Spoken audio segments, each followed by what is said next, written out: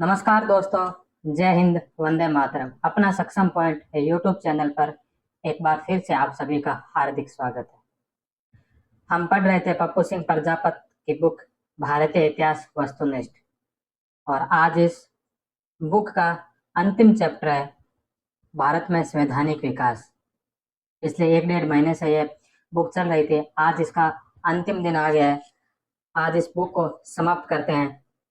तो आज की इस क्लास के साथ ही ये बुक समाप्त हो जाएगी। पिछले कुछ दिनों से कुछ लोगों के मैसेज आए थे यूट्यूब पर और टेलीग्राम चैनल पर कि जो स्टार्ट के 5 6 चैप्टर करवाए थे वो ओल्ड बुक से करवा रखे हैं, न्यू एडिशन से नहीं। तो उसके न्यू एडिशन के वीडियो डाल दो। तो मैं कोशिश करूंगा कि 4 5 दिन बाद जो स्टार्ट के 5 6 चैप्टर है उनके जो न्यू एडिशन के जो अपडेट क्वेश्चन जो है, तो पुराने पुराने वाले एडिशन से न्यू एडिशन में जो अपडेट क्वेश्चन आए थे, जो अलग क्वेश्चन आए थे पिछले इन 2 सालों के। पुराना एडिशन 2021 के लास्ट में आया था, तो 2022 23 के जो क्वेश्चन है वो न्यू एडिशन में आ रखे हैं। तो वो जो सारे क्वेश्चन है, उन सारे क्वेश्चनों के स्टार्ट के जो 6 चैप्टर है उनका कंबाइंड एक वीडियो बना दूंगा। 4 5 घंटे का कोई वीडियो होगा, तो वो 3 4 दिन बाद अपलोड कर दूंगा। हाँ, वो भी देख लेना आप। और इस बुक का जो अंतिम चैप्टर है इसको आज हम शुरू करते हैं। और हाँ, इसके बाद मैंने एक मैसेज भी डाला था कि इसके बाद कौन सी बुक शुरू करें। तो सबसे ज़्यादा जो डिमांड आई है वो वर्ल्ड हिस्ट्री की आई है। हालांकि भारतीय इतिहास में भी काफ़ी सारी डिमांड आई है, उपेंद्र सिंह के, स्पेक्ट्रम के, नाथ पब्लिकेशन के, यूथ पर, यूथ वाले के। तो बहुत सारी डिमांड आ रखी है, लेकिन वर्ल्ड हिस्ट्री की काफ़ी डिमांड आ रखी है। तो मैं सोच रहा हूँ कि इंडिया हिस्ट्री की तो एक हो गई है, अब 1 अक्टूबर या 2 अक्टूबर से वर्ल्ड हिस्ट्री की एक शुरू कर देते हैं। वर्ल्ड हिस्ट्री की डॉक्टर गणपत सिंह राजपुरोहित जी की बुक आती है, और वर्ल्ड हिस्ट्री ऑब्जेक्टिव, तो वो शुरू करेंगे 1 या 2 अक्टूबर से। तो आप सभी जुड़े रहे, आगे भी ऐसे ही सहयोग हम बनाए रखना। और इस चैनल को अभी तक भी अगर किसी ने सब्सक्राइब नहीं किया तो सब्सक्राइब करो, अपने दोस्तों के साथ शेयर करो, टेलीग्राम चैनल ज्वाइन करो, क्योंकि इन सारे वीडियो के जो पीडीएफ है वो वहीं टेलीग्राम चैनल पर ही आती है। तो अब बिना समय गंवाए आज के इस अंतिम चैप्टर को शुरू करते हैं। आज के अंतिम चैप्टर का जो पहला क्वेश्चन है वो है कि निम्नलिखित में से कौन सा सही नहीं है। तो यहाँ पर कुछ 4 कथन दे रखे हैं, इनमें से बताना है कि कौन सा गलत है। तो सबसे पहला है सिविल प्रक्रिया संहिता जो 1859 में आई थी, ये सही है। पराक्रम्य प्रपत्र अधिनियम जो 1881 का है, यह भी सत्य है। संविदा कानून 1872 का, यह भी सत्य है। विशिष्ट राहत अधिनियम 1863 का, तो विशिष्ट राहत अधिनियम है जो 1863 का नहीं बल्कि 1877 का है। इसे भारत की संसद में 1963 में भी एक अधिनियम आया था, विशिष्ट राहत अधिनियम, लेकिन ये 1877 का ये अधिनियम को अपडेट किया गया था। तो 1863 तो कहीं होगा ही नहीं, या तो 1963 होता फिर भी सही हो सकता था, लेकिन यहाँ 1863 होगा। तो द नंबर है जो गलत है। विशिष्ट राहत अधिनियम 1877, 1877 का फर्स्ट सिविल न्यायालयों में कल्याणकारी क्षेत्रों में आता है। यह अधिनियम एक उपाय है जहां दोनों पक्षों को एक अनुबंध के तहत अपना प्रदर्शन पूरा करना होता है। नोट, विशिष्ट राहत अधिनियम 1963 भारत की संसद का एक अधिनियम है जो लोगों के उपचार के लिए नागरिक या संवैधानिक अधिकारों का उल्लंघन करता है। इसके द्वारा इसके द्वारा 1877 के पहले अधिनियम को प्रतिस्थापित किया गया है। नेक्स्ट क्वेश्चन, किस अधिनियम द्वारा गवर्नर जनरल परिषद को भारत के सभी ब्रिटिश राज्य क्षेत्रों हेतु कानून बनाने, लेजिस्लेट की शक्ति प्रदान की गई। तो यह चार्टर एक्ट 1833। 3 नंबर ऑप्शन, 1833 के चार्टर में बंबई व मद्रास प्रेसिडेंसियों से कानून निर्माण का अधिकार छीन कर सह परिषद गवर्नर जनरल को सौंप दिया गया। कानून निर्माण को एक विशिष्ट क्रियाकलाप मानते हुए गवर्नर जनरल की सहायता के लिए उसकी कार्यकारिणी में चौथे सदस्य के रूप में एक विधि सदस्य की नियुक्ति का प्रावधान किया गया। इस सदस्य को केवल उन्हीं बैठकों में शामिल होने का अधिकार दिया गया था जिनमें कानून निर्माण किया जाना था। प्रथम विधि सदस्य मैकाले को धारा 53 में एक विधि आयोग की नियुक्ति का प्रावधान रखा गया है, जिसका कार्य भारत में प्रचलित विधि कानूनों को संहिताबद्ध करना था। नेक्स्ट क्वेश्चन, भारत शासन अधिनियम 1935 के बारे में क्या सही है। तो 1935 के अधिनियम के बारे में यहाँ पर कुछ कथन दे रखे हैं, इनमें से कौन कौन सा सत्य है। पहला, यह अखिल भारतीय अखिल भारतीय संघ हेतु प्रावधान, यह सही है। रक्षोपयोगी वाला उत्तरदायी शासन हेतु प्रावधान, यह भी सत्य है। सांप्रदायिक और अन्य समूहों के पृथक प्रतिनिधित्व का प्रावधान, यह भी सत्य है। एक संघीय न्यायालय हेतु प्रावधान भी इसमें किया गया था और प्रांतीय स्वायत्तता हेतु प्रावधान भी इसमें किया गया था। तो ए, ब, स, द और ये 500 जो इसके राइट है। तो 3 नंबर ऑप्शन जो इसका सही होगा। नेक्स्ट क्वेश्चन, 1892 में भारतीय परिषद संशोधन, जिसे इस नाम से भी जाना जाता है, तो 1892 का जो भारतीय परिषद संशोधन है, इसे लॉर्ड क्रॉस का अधिनियम भी कहा जाता है। तो 3 नंबर ऑप्शन है जो इसका राइट है। 1892 का भारतीय परिषद अधिनियम, जिसे लॉर्ड क्रॉस अधिनियम के नाम से भी जाना जाता है, एक ब्रिटिश संसद अधिनियम था जिसने भारत की विधान परिषदों का आकार बढ़ाया। यह अधिनियम पहले विस्काउंट क्रॉस रिचर्ड एडसन क्रॉस द्वारा पेश किया गया था और इसे 20 जून 1892 को शाही स्वीकृति मिली। यह 3 फरवरी 1893 को प्रभावी हुआ। नेक्स्ट क्वेश्चन, सूची 1 को सूची 2 से सुमेलित कीजिए। यहाँ पर 2 सूचियां दे रखी है जो हमें सुमेलित करनी है। एक तरफ कुछ अधिनियमों के नाम वो दे रखे हैं और दूसरी तरफ है जो उनके अंदर जो प्रावधान है वो प्रावधानों के उल्लेख कर रखे हैं। तो सबसे पहला है चार्टर अधिनियम 1793। तो चार्टर अधिनियम 1793 के अंदर वैधानिक ए नंबर, चार्टर अधिनियम 1793 में वैधानिक आधार पर नगर पालिका संस्थाएं स्थापित की गई। तो ए में जो 2 नंबर होगा। बे नंबर है शाही सेना स्वच्छता आयोग की रिपोर्ट 1868। तो बे नंबर में जो नगर पालिका संस्थाओं के विकास को बढ़ावा देना, तो बे के अंदर 3 नंबर होगा। सह नंबर है कि भारतीय परिषद अधिनियम 1861 है। तो भारतीय परिषद अधिनियम 1861 के अंदर विधायी हस्तांतरण की नीति को प्रारंभ किया गया था। और दे नंबर है बंगाल जिला बोर्ड अधिभार अधिनियम 1871। तो इसके अंदर जो स्थानीय ग्रामीण बंगाल में स्थानीय स्व सरकार के प्रावधान की दिशा में प्रथम कदम उठाया गया। तो 4 में दे में जो 1 नंबर होगा, तो 2 फिर 3 फिर 4 और 1, तो 3 नंबर ऑप्शन जो इसका राइट होगा। चार्टर अधिनियम 1793 में वैधानिक आधार पर नगर पालिका संस्थाएं, शाही सेना स्वच्छता आयोग की रिपोर्ट 1868, नगर पालिकाएं संस्थाओं के विकास को बढ़ावा देना। 6 नंबर भारतीय परिषद अधिनियम 1861, इसमें विधायी हस्तांतरण की नीति को प्रारंभ किया गया। और 10 नंबर बंगाल जिला बोर्ड अधिभार, इसमें ग्रामीण बंगाल के स्थानीय अधिनियम 1871 स्व रोजगार के प्रावधान की दिशा में कदम उठाया गया। नेक्स्ट क्वेश्चन, सूची 1 को सूची 2 से सुमेलित कीजिए। यहाँ पर भी 2 सूचियां दे रखी है। एक तरफ कुछ अधिनियम है और दूसरी तरफ उनके वर्ष दे रखे हैं कि कौन सा अधिनियम किस वर्ष किस ईयर में लागू हुआ था। तो सबसे पहला है सामान्य सेवा भर्ती। तो सामान्य सेवा भर्ती जो 1856। दूसरे नंबर पर है धार्मिक असक्षमता अधिनियम। तो धार्मिक असक्षमता अधिनियम 1850।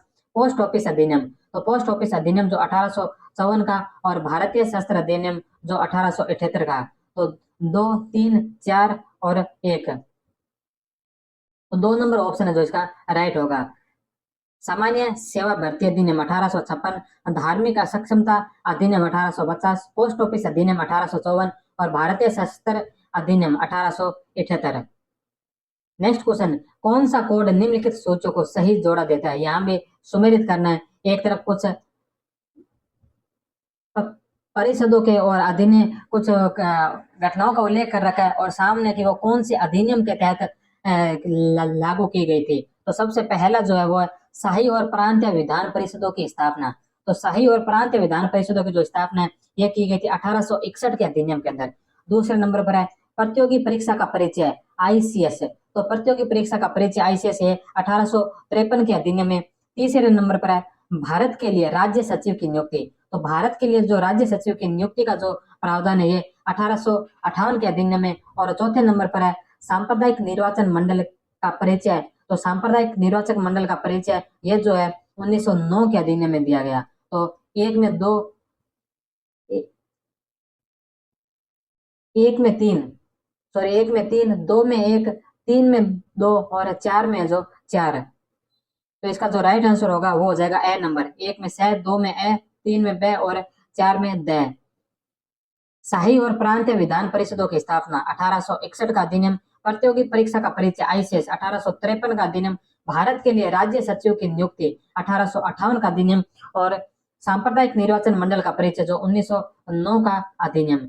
नेक्स्ट क्वेश्चन है, निम्नलिखित में से कौन से कैबिनेट मिशन प्लान से जुड़े हुए थे? तो कौन कौन है जो कैबिनेट मिशन प्लान से जुड़े हुए थे? तो इनमें थे एवी अलेक्जेंडर, सर स्टेफोर्ड क्रिप्स और लॉर्ड पैथिक लॉरेंस। तो बे नंबर ऑप्शन है जो इसका राइट होगा। क्लेमेंट एटली ब्रिटिश प्रधानमंत्री ने 1946 में ब्रिटिश भारतीय सरकार से भारतीय नेताओं को शक्ति हस्तांतरित करने के लिए भारत में एक मिशन भेजने का निर्णय लिया। मिशन में 3 सदस्य थे, जिसमें पैथिक लॉरेंस भारत के राज्य सचिव, स्टेफोर्ड क्रिप्स व्यापार मंडल के अध्यक्ष और एवी अलेक्जेंडर नौसेना के अधिकारी। Note, Lord Wavell cabinet mission के सदस्य नहीं थे, लेकिन इसमें शामिल थे। नेक्स्ट क्वेश्चन है, इसमें भी सम्मिलित करना है। एक तरफ समितियां दे रखी है और दूसरी तरफ है जो उनके अध्यक्षों के नाम दे रखे हैं। तो सूची 1 में कमेटी है और सूची 2 में जो उनके अध्यक्षों के नाम है जो हमें सम्मिलित करना है। तो सबसे पहली जो कमेटी है वो है यूनियन कॉन्स्टिट्यूशन कमेटी। तो यूनियन कॉन्स्टिट्यूशन कमेटी के जो अध्यक्ष थे वो थे पंडित जवाहरलाल नेहरू। तो एक में जो पंडित जवाहरलाल नेहरू होगा। दूसरे प्रोविंशियल कॉन्स्टिट्यूशन कमेटी। तो प्रोविंशियल कॉन्स्टिट्यूट कमेटी के जो अध्यक्ष थे वो थे सरदार वल्लभ भाई पटेल। तीसरे नंबर पर है ड्राफ्टिंग कमेटी। तो ड्राफ्टिंग कमेटी के जो अध्यक्ष थे वो थे डॉक्टर भीमराव अंबेडकर। और चौथे नंबर पर है स्टीयरिंग कमेटी। स्टीयरिंग कमेटी के जो अध्यक्ष थे वो थे डॉक्टर राजेंद्र प्रसाद। तो 1 में 4, 2 में 3, 3 में 1 और 4 में 2। तो 1 नंबर ऑप्शन है जो इसका राइट आंसर होगा। Union constitution committee Pandit Jawaharlal Nehru, provincial constitution committee Sardar Vallabhbhai Patel, drafting committee doctor Bhimrao Ambedkar और steering committee doctor Rajendra Prasad. Next question, नीचे 2 कथन दिए गए हैं, तो इन कथनों में से हमें बताना है कि कौन सा सही है और कौन सा गलत है। तो पहला कथन है 1784 के पिट्स इंडिया अधिनियम के तहत कंपनी के भू क्षेत्रीय अधिकारों को छुआ नहीं गया, केवल भारत के जन साधारण संबंधी मामलों तथा प्रशासन को अधिक प्रत्यक्ष नियंत्रण में लाया गया था। तो यह बात सत्य है। दूसरा कारण नंबर बे में कहा गया कि बंबई तथा मद्रास प्रेसिडेंसी को गवर्नर जनरल के अधीनस्थ करके एक स्पष्ट पदानुक्रम को स्थापित किया गया था। तो यह भी जो सत्य है, लेकिन जो ये कारण है इस कथन की व्याख्या नहीं है। तो ए और बे दोनों सत्य है, लेकिन बे ए की व्याख्या नहीं है। तो 2 नंबर ऑप्शन जो इसका राइट होगा। रेगुलेटिंग एक्ट 1773 द्वारा बंगाल के गवर्नर वॉरेन हेस्टिंग्स को भारत में कंपनी के संपूर्ण राज्य का गवर्नर जनरल नियुक्त किया गया। उसकी सहायता के लिए 4 सदस्यों फिलिप फ्रांसिस, क्लेवरिंग, मॉनसन व वॉरवेल की एक कार्यकारिणी परिषद का गठन कानून में ही कर दिया गया, जिनका कार्यकाल 5 वर्ष निर्धारित किया गया। गवर्नर जनरल को शासन संबंधी निर्णय इस कार्यकारिणी के बहुमत से लेने होते थे। कुछ महत्वपूर्ण विषयों में बंबई व मद्रास के गवर्नरों पर भी उसका नियंत्रण स्थापित किया गया। गवर्नर जनरल की कार्यकारिणी परिषद तथा मद्रास व मुंबई के गवर्नरों की कार्यकारिणी को शासन के अतिरिक्त नियम, अधिनियम व अध्यादेश बनाने तथा क्रियान्वित करने का अधिकार दिया गया। नेक्स्ट क्वेश्चन, 1813 के अधिनियम में निम्नलिखित के उन्मूलन का प्रारंभ कीजिए। तो 1813 के अधिनियम में निम्नलिखित के उन्मूलन का प्रारंभ, तो इसमें भारत के साथ व्यापार पर कंपनी का एक अधिकार। तो इसमें 1 नंबर जो सत्य है, 2 नंबर भारतीय चाय पर कंपनी का एक अधिकार और प्रशासनिक पदों पर है जो कंपनी का एक अधिकार। ये दोनों जो ये 1813 के अधिनियम में नहीं बल्कि 1833 के अधिनियम में थे। तो 2 और 3 जो गलत हो जाएंगे। 1813 के अधिनियम में थे भारत के साथ व्यापार पर कंपनी का एक अधिकार। तो सिर्फ 1 नंबर है जो इसका राइट होगा। 1813 के चार्टर अधिनियम के तहत कंपनी के भारतीय व्यापार के एकाधिकार का उन्मूलन कर दिया गया। इस चार्टर का उद्देश्य था सभी ब्रिटिश व्यापारियों को भारत के साथ व्यापार करने की अनुमति देना। 1813 के चार्टर एक्ट में 1 लाख रुपए की धनराशि प्रतिवर्ष अलग से रखने का पहली बार प्रावधान किया गया था। इस 1 लाख की राशि द्वारा भारतीय विद्वानों को प्रोत्साहन व भारत में वैज्ञानिक शिक्षा एवं साहित्य का प्रसार व पुनरुत्थान किया जाना था। 1813 के चार्टर एक्ट के तहत ईसाई धर्म प्रचारकों को भारत में धर्म प्रचार की अनुमति दी गई।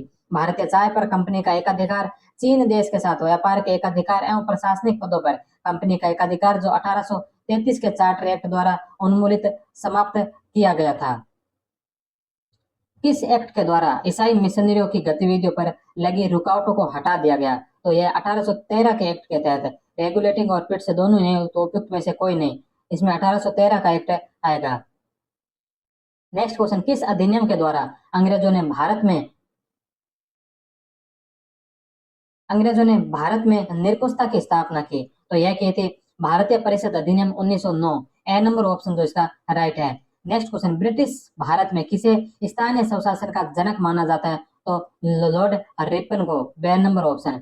स्थानीय स्वशासन की योजना का उद्देश्य नगरपालिका संस्थानों का विकास करना था, जो ब्रिटिश क्राउन के सीधे नियंत्रण में थे। अधिनियमों के माध्यम से ग्रामीण और शहरी क्षेत्रों में स्थानीय स्वशासन निकाय स्थापित किया गया। इसके लिए रिपन को भारत में स्थानीय स्वशासन के जनक के रूप में जाना जाता है।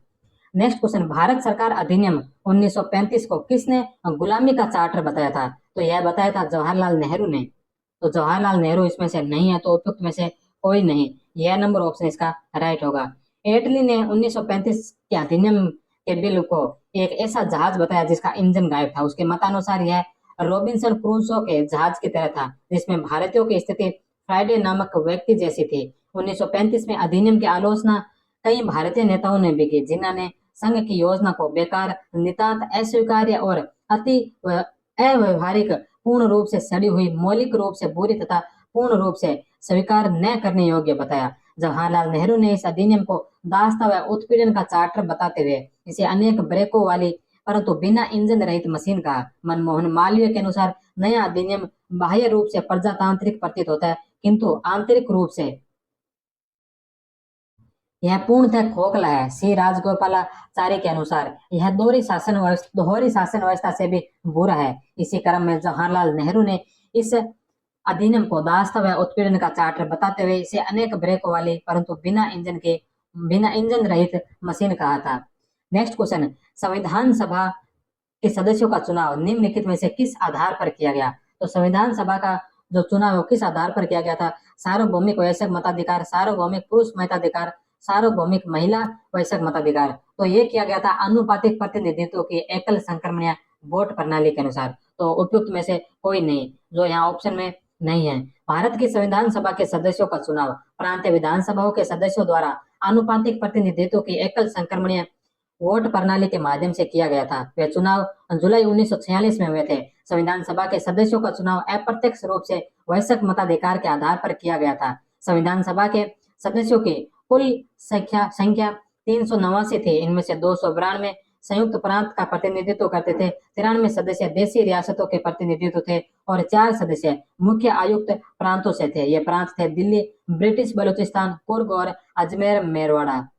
नेक्स्ट क्वेश्चन, इनमें से कौन ब्रिटिश सरकार द्वारा पेश किए गए 1919 के अधिनियम से जुड़ा है? तो कौन है जो भारत में ब्रिटिश सरकार द्वारा पेश किए गए 1919 के अधिनियम से जुड़ा हुआ है? तो इसमें एक तो है एडविन मॉन्टेग्यू और एक है जेम्स फोर्ड। ये दोनों है जो 1919 के अधिनियम से जुड़े हुए हैं। तो उपयुक्त में से एक से अधिक है। इसमें एडविन मॉन्टेग्यू और जेम्स फोर्ड दोनों जो इसके राइट होंगे। मॉन्टेग्यू जेम्स फोर्ड सुधार या अधिक संक्षेप में मॉन्टेग्यू फोर्ड सुधार के नाम से जाना जाता है। औपनिवेशिक सरकार द्वारा ब्रिटिश भारत में धीरे धीरे स्वशासी संस्थानों को शुरू करने के लिए पेश किया गया सुधारों का नाम 1917 से 1922 तक भारत के राज्य सचिव रहे एडविन मॉन्टेग्यू और 1916 से 21 के बीच भारत के वायसराय लॉर्ड चेम्सफोर्ड के नाम पर रखा गया। सुधारों की रूपरेखा 1918 में तैयार की गई थी।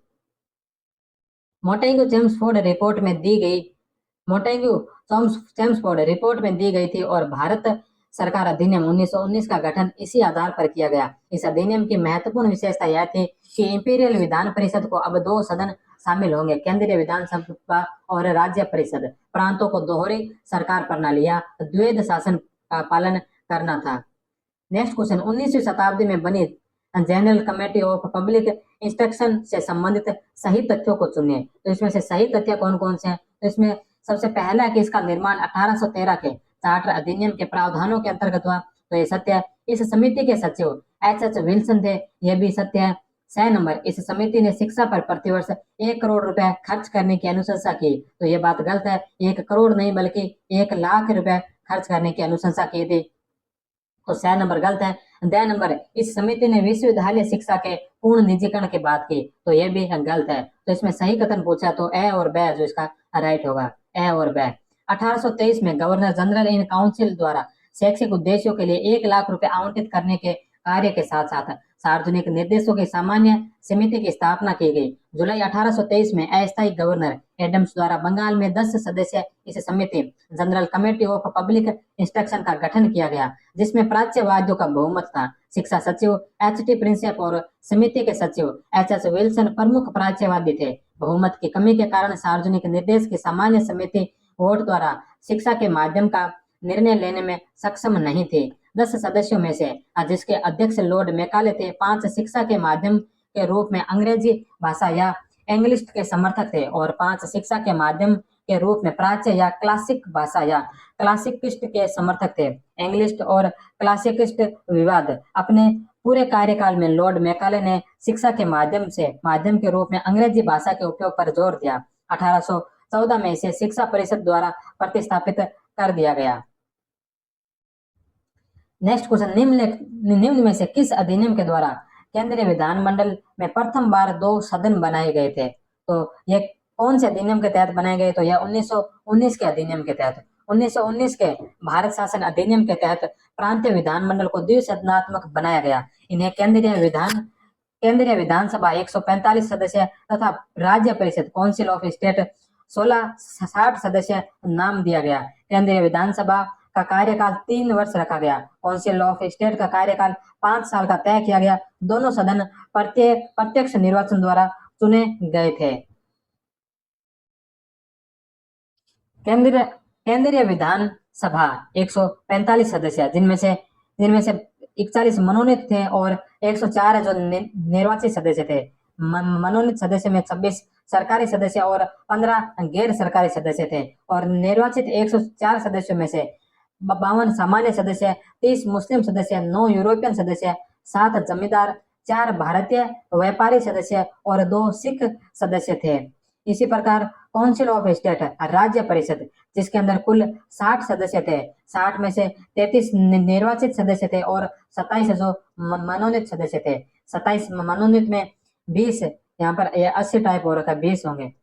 20 सरकारी सदस्य और 7 गैर सरकारी सदस्य थे और 33 जो निर्वाचित सदस्य है, इनमें 11 सामान्य सदस्य, 11 मुस्लिम सदस्य, 3 यूरोपियन सदस्य और 1 सिख सदस्य थे। नोट, मताधिकार का आधार संपत्ति था। मतदाताओं की संख्या 3% से बढ़ाकर 10% हो गई थी। प्रांतों में द्वैध शासन प्रणाली की स्थापना की गई। 1919 के भारत शासन अधिनियम में प्रथम बार भारत में स्वशासन की स्थापना का ब्रिटिश सरकार का लक्ष्य घोषित किया गया।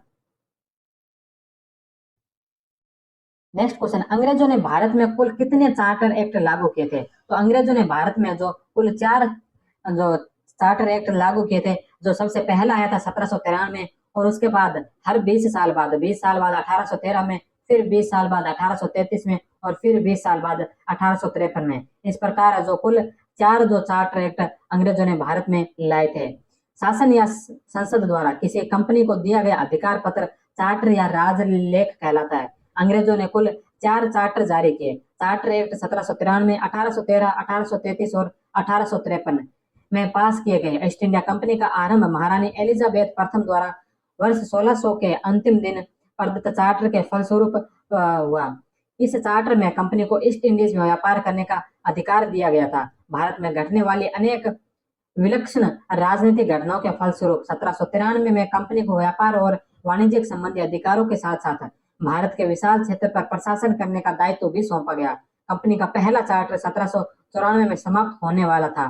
कंपनी की गतिविधियों के बारे में जांच पड़ताल तथा कुछ विचार विमर्श करने के बाद 1793 में एक नया चार्टर कानून पास किया गया, जिसके द्वारा कंपनी की कार्य अवधि और अधिकार 20 वर्षों तक के लिए बढ़ा दिए गए। इसके बाद 1858 तक हर 20 वर्षों के उपरांत एक नया चार्टर कानून पास करने की प्रथा से बन गई। 1858 ईस्वी में ईस्ट इंडिया कंपनी को समाप्त कर दिया गया और उसके अधिकार तथा शासित क्षेत्र महारानी विक्टोरिया ने सीधे अपने हाथ में ले लिए।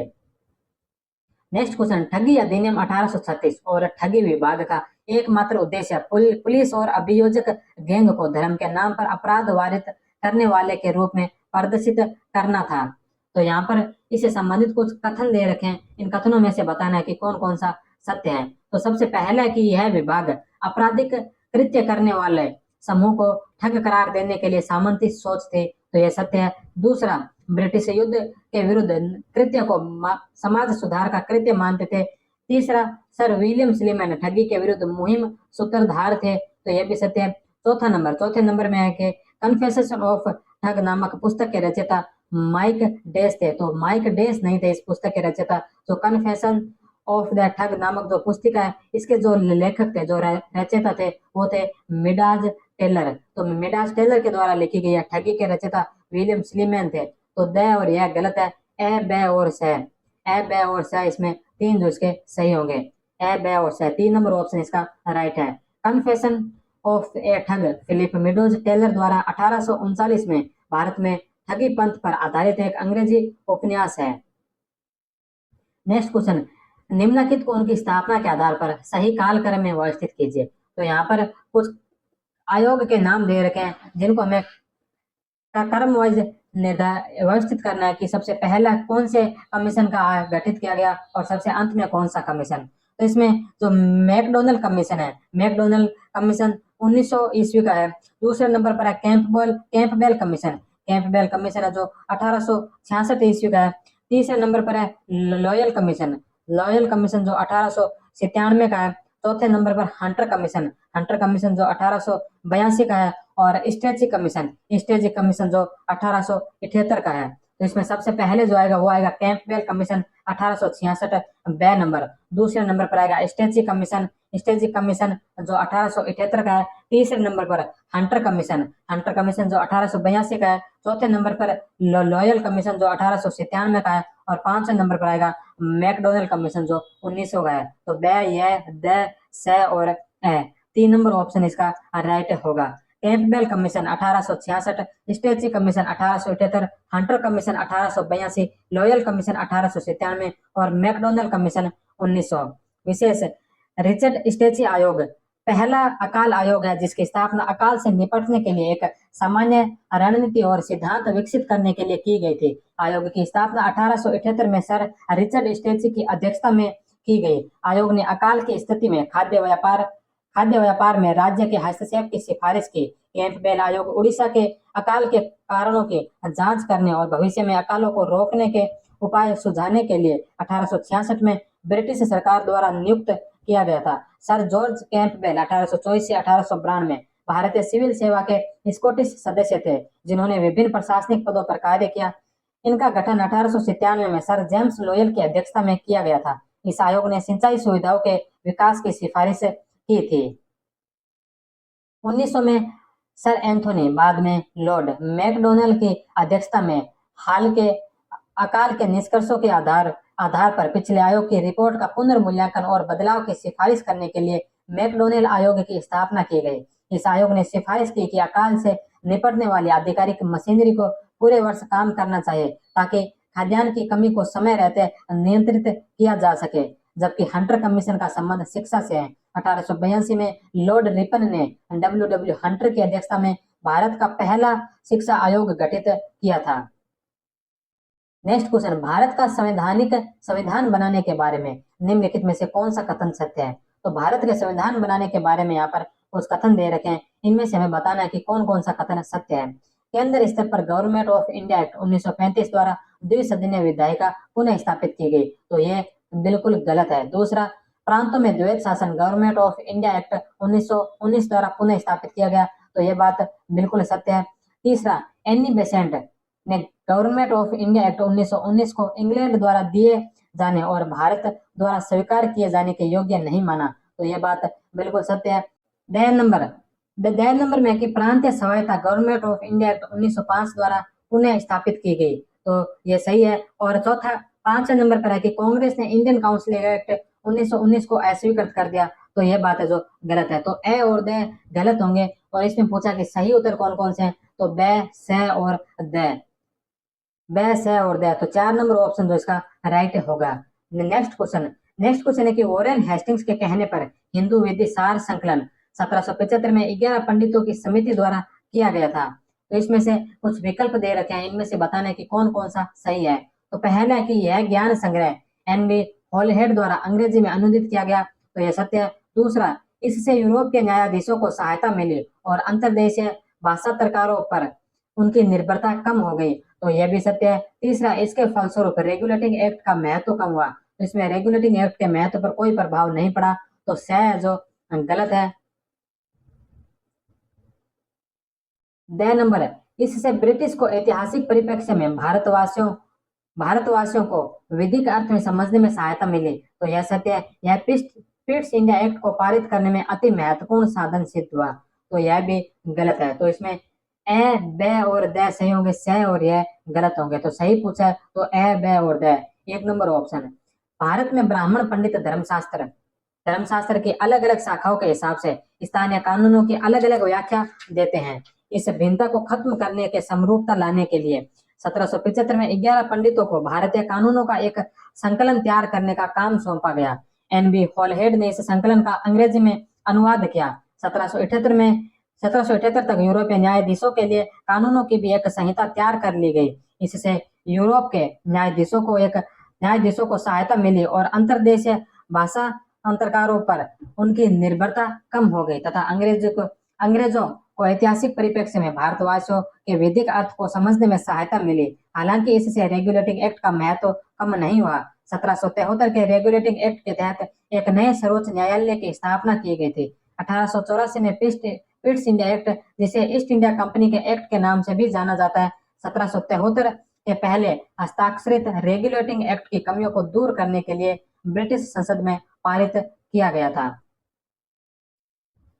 Next question, east India company पर संसदीय नियंत्रण कब स्थापित किया गया? तो ईस्ट इंडिया कंपनी पर 1773 के रेगुलेटिंग एक्ट से संसदीय नियंत्रण स्थापित किया गया था।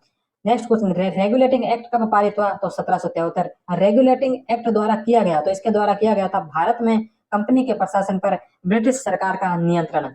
नेक्स्ट क्वेश्चन, निम्नलिखित में से कौन रेगुलेटिंग एक्ट में दिए गए गवर्नर की काउंसिल का सदस्य नहीं था? तो रेगुलेटिंग एक्ट में गवर्नर के काउंसिल के सदस्य नहीं था, तो क्लेवरिंग, कर्नल मॉनसन और रिचर्ड वोलवेल, ये तीनों जो इसके सदस्य थे, लेकिन लेमास्टर जो इसका सदस्य नहीं था।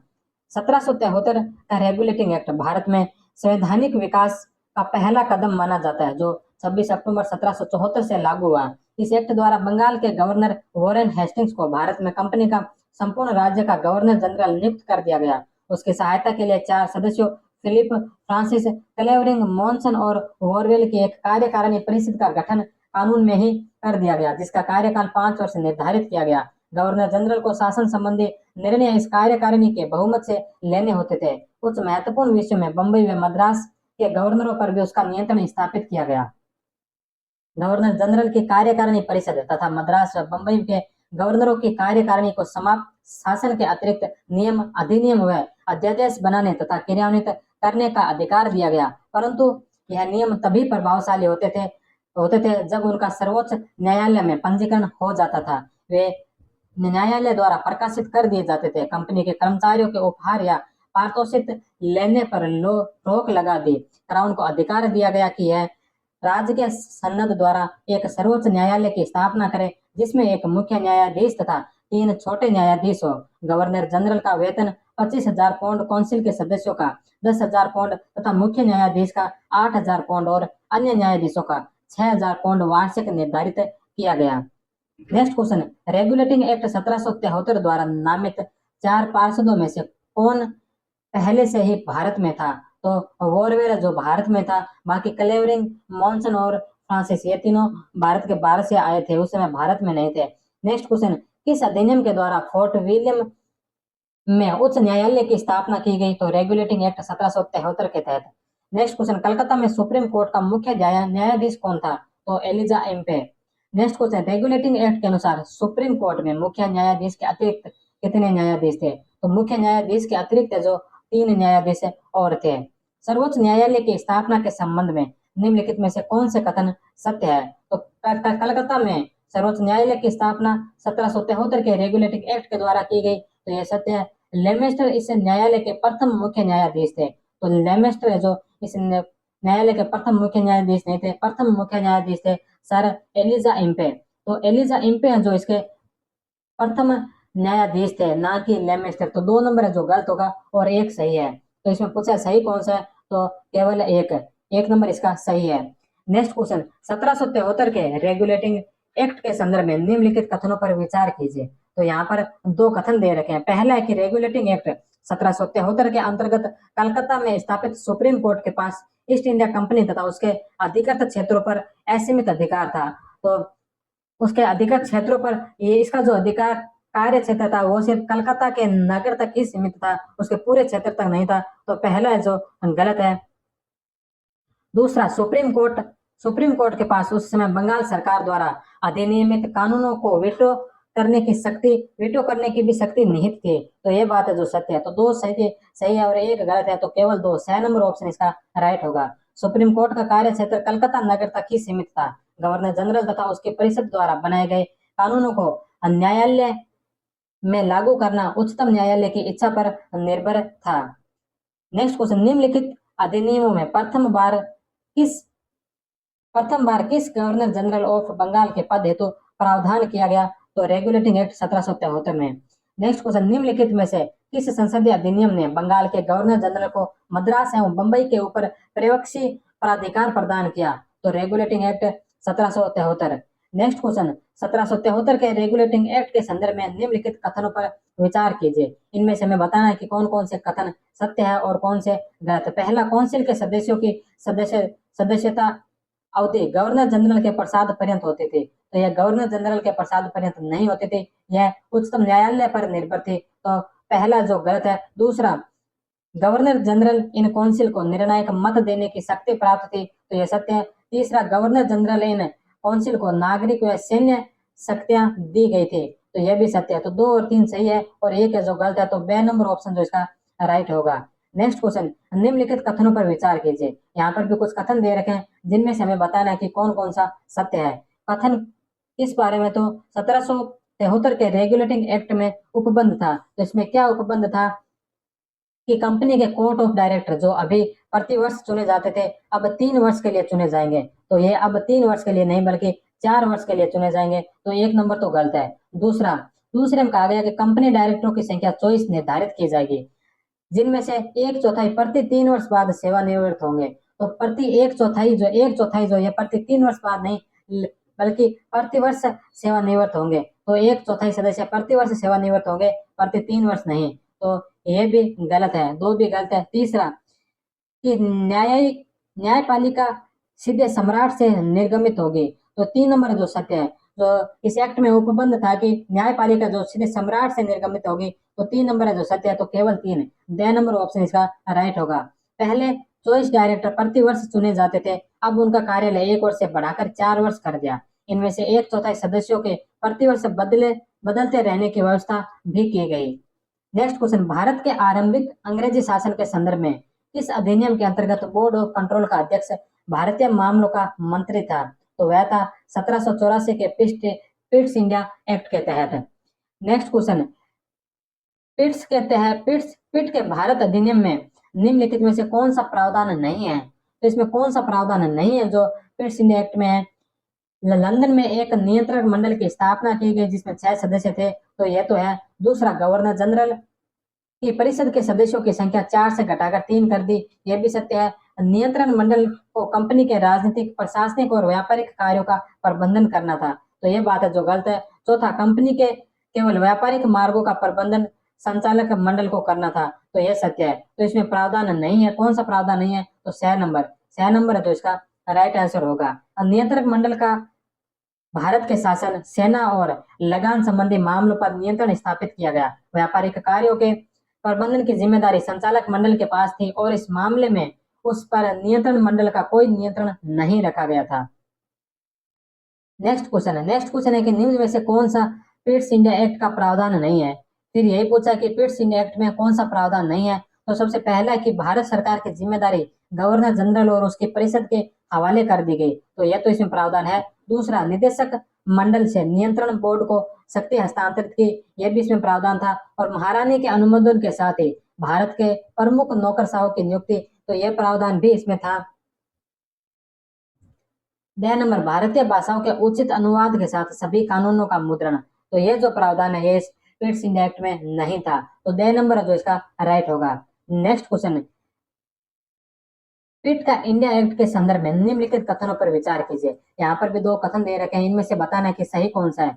ट्वीट का इंडिया एक्ट 1984 में ने प्रावधान किया कि भविष्य में केवल परसंविदाबद्ध सेवक ही गवर्नर जनरल की काउंसिल के सदस्य नियुक्त होंगे। तो पहला सत्य। दूसरा, ट्वीट्स इंडिया एक्ट 1784 के समस्त आक्रमणशील युद्धों का भारतीय राजाओं के साथ समस्त आश्वासन की संधियों पर प्रतिबंध लगा दिया। तो 2 नंबर भी सत्य है। तो 1 और 2 दोनों सत्य हैं। तो बे नंबर जो इसका राइट आंसर होगा। नेक्स्ट क्वेश्चन, निम्नलिखित कथनों पर विचार कीजिए। यहाँ पर भी 3 कथन दे रखे हैं, इनमें से हमें बताना है कि कौन कौन सा सत्य है।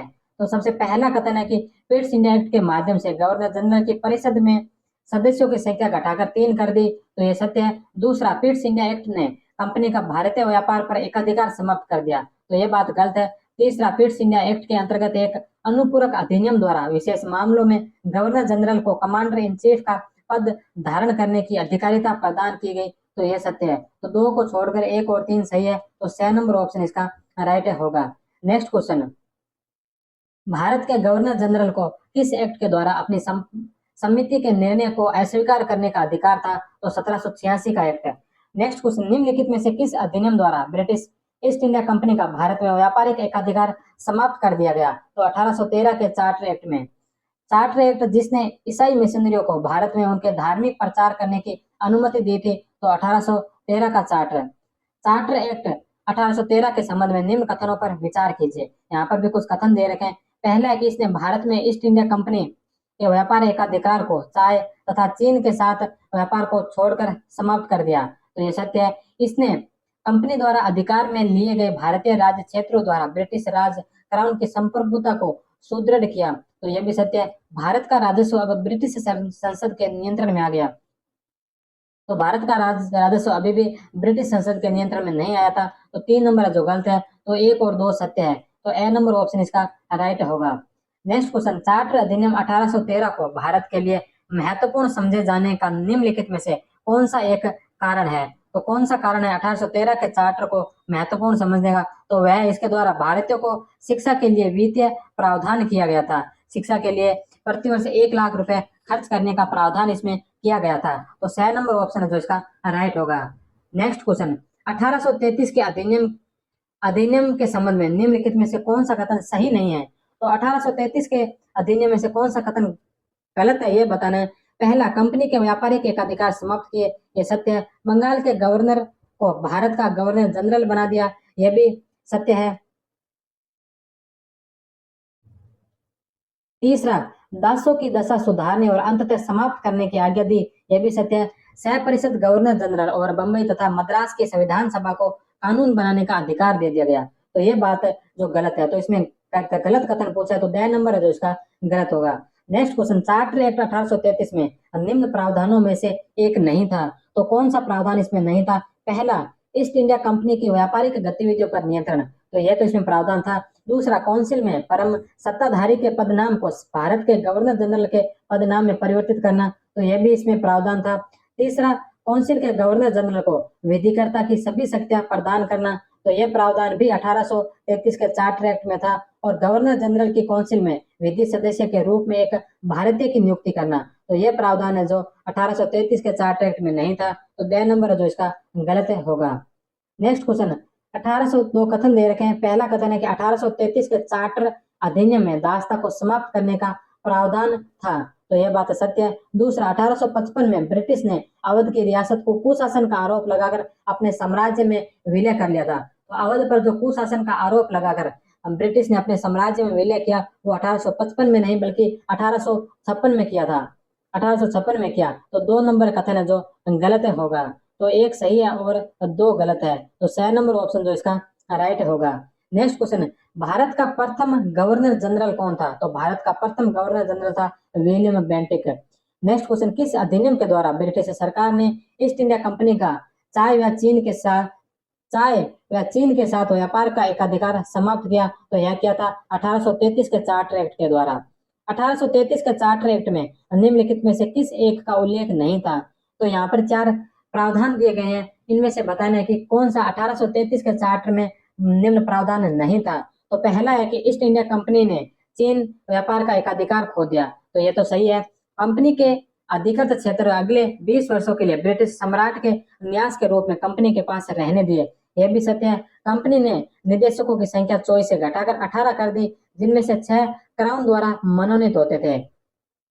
तो ये जो किया था ये 1833 के चार्टर में नहीं बल्कि 1853 के चार्टर में किया था कि कंपनी के निदेशकों की संख्या 24 से घटाकर 18 की, जिसमें से 6 क्राउन द्वारा मनोनीत होते थे। तो यह जो बात है 1833 की नहीं 1853 की है, तो 6 गलत हो जाएगा। और 2 नंबर, कंपनी के क्षेत्रों के संपूर्ण सिविल तथा सैनिक प्रशासन का अधीक्षण, निर्देशन और नियंत्रण governor general of India in council में निहित था, जिसके 4 सदस्य थे। तो यह भी सत्य है। तो इसमें जो गलत कथन पूछा हुआ है 6 नंबर। नेक्स्ट क्वेश्चन, 1833 के चार्टर में कुछ प्रावधान थे जिनमें से सत्य है। तो इसमें से सत्य कौन से? इसने कंपनी के व्यापारिक एकाधिकार को समाप्त किया। तो यह सत्य है। इसने गवर्नर जनरल की परिषद में एक विधि सदस्य सम्मिलित किया। तो यह भी सत्य है। तीसरा, इसने प्रेसिडेंसियों के कानून बनाने के अधिकार को वापस ले लिया। तो 3 नंबर भी सत्य है। और चौथा, इसने फोर्ट विलियम के गवर्नर जनरल का नाम बदलकर भारत का गवर्नर जनरल कर दिया। तो 4 नंबर भी सत्य है। तो सारे इसमें जो सही है तो उपरोक्त सभी 2 नंबर ऑप्शन। चीन और चाय के व्यापार को छोड़कर कंपनी के व्यापारिक एकाधिकार को 1813 के चार्टर द्वारा ही समाप्त कर दिया गया। चीन और चाय के व्यापार का एकाधिकार भी 1833 के चार्टर में समाप्त कर दिया गया। कथन 2, 3, 4 ये पूरी तरह से सही है, किंतु प्रश्न में मौजूद विकल्प के अनुसार उपरोक्त सभी कथन सही होंगे। नेक्स्ट क्वेश्चन, निम्नलिखित में से किस अधिनियम में यह व्यवस्था की गई कि कोई भी भारतीय ईस्ट इंडिया कंपनी के किसी पद से जन्म स्थान, धर्म एवं रंग के आधार पर भविष्य में वंचित नहीं किया जाएगा? तो यह प्रावधान किया था 1833 के अधिनियम में। नेक्स्ट क्वेश्चन, भारत कानून को विधिबद्ध करने के लिए विधि आयोग का गठन किस अधिनियम द्वारा किया गया? तो यह किया था 1833 के अधिनियम के द्वारा। नेक्स्ट क्वेश्चन, किस अधिनियम द्वारा गवर्नर जनरल के परिषद में प्रथम बार एक विधि सदस्य होने का प्रावधान किया गया? तो यह भी किया था 1833 के चार्टर एक्ट में। 2 नंबर ऑप्शन। नेक्स्ट क्वेश्चन, निम्नलिखित में से कौन गवर्नर जनरल के परिषद में प्रथम विधि सदस्य था? तो वह थे Lord Macaulay.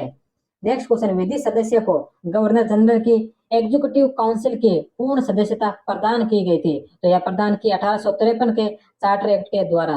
Next question, civil सेवा के लिए प्रतिस्पर्धी परीक्षा की व्यवस्था सिद्धांत रूप में निम्नलिखित वर्ष में स्वीकार की गई? तो यह जो स्वीकार की गई थी यह की गई थी 1853 के अंदर। नेक्स्ट क्वेश्चन, 1853 के अधिनियम के अनुसार गवर्नर जनरल की परिषद का विस्तार किस उद्देश्य के लिए किया गया था? तो यह किया गया था विधायन। नेक्स्ट क्वेश्चन, निम्नलिखित में से किस कानून ने पहली बार भारत में एक क्रियाशील विधान परिषद का सर्जन किया? तो यह किया था 1853 के चार्टर एक्ट में। नेक्स्ट क्वेश्चन, निम्नलिखित में से किस कानून ने भारत सरकार को ईस्ट इंडिया कंपनी से व्यापारिक यानी ताज क्राउन के प्रति स्थानांतरित किया? तो यह किया था गवर्नमेंट ऑफ इंडिया एक्ट 1858 के तहत। नेक्स्ट क्वेश्चन, किस अधिनियम के तहत भारत सीधे राज्य सचिव के माध्यम से कार्य करते हुए राजपद द्वारा उनके नाम पर शासित हुआ? तो यह हुआ था भारत शासन अधिनियम 1858 के तहत। नेक्स्ट क्वेश्चन, किस कानून के द्वारा भारत में ईस्ट इंडिया कंपनी का शासन समाप्त हुआ? तो government of India act 1858। Next question, किस अधिनियम ने ईस्ट इंडिया कंपनी की कब्र पर मृत्यु लेख लिखा था? तो यह 1858 का अधिनियम। 1 नवंबर 1858 को महारानी विक्टोरिया का घोषणा पत्र पढ़कर सुनाया था लॉर्ड कैनिंग ने। तो लॉर्ड कैनिंग ने कहाँ सुनाया था? तो इलाहाबाद में। नेक्स्ट क्वेश्चन, महारानी विक्टोरिया की उद्घोषणा 1858 का उद्देश्य क्या था? तो इसका उद्देश्य क्या था? तो इसका उद्देश्य था भारतीय राज्यों को ब्रिटिश साम्राज्य में मिलाने के किसी भी विचार का परित्याग करना और भारतीय प्रशासन को ब्रिटिश क्राउन के अंतर्गत करना। तो 1 और 2 सही है। तो ए नंबर ऑप्शन है जो इसका राइट होगा। नेक्स्ट क्वेश्चन, 1858 के अधिनियम 1858 के अधिनियम द्वारा क्या प्रमुख परिवर्तन स्थापित किया गया? तो कौन सा प्रमुख परिवर्तन स्थापित किया गया? तो वह किया गया था सत्ता शक्ति ईस्ट इंडिया कंपनी से ब्रिटिश क्राउन को स्थानांतरित की गई थी।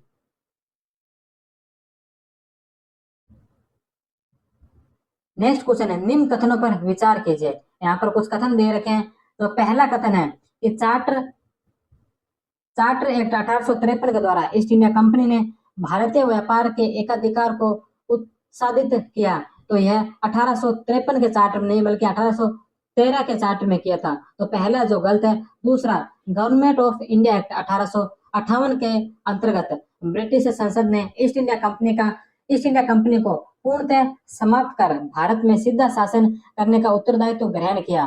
तो ये बात है जो सत्य है, तो एक सही, एक गलत है और ब सही है, तो केवल ब number option. East India company को भारतीय व्यापार के एकाधिकार को 1813 के चार्टर में उत्साहित किया गया था।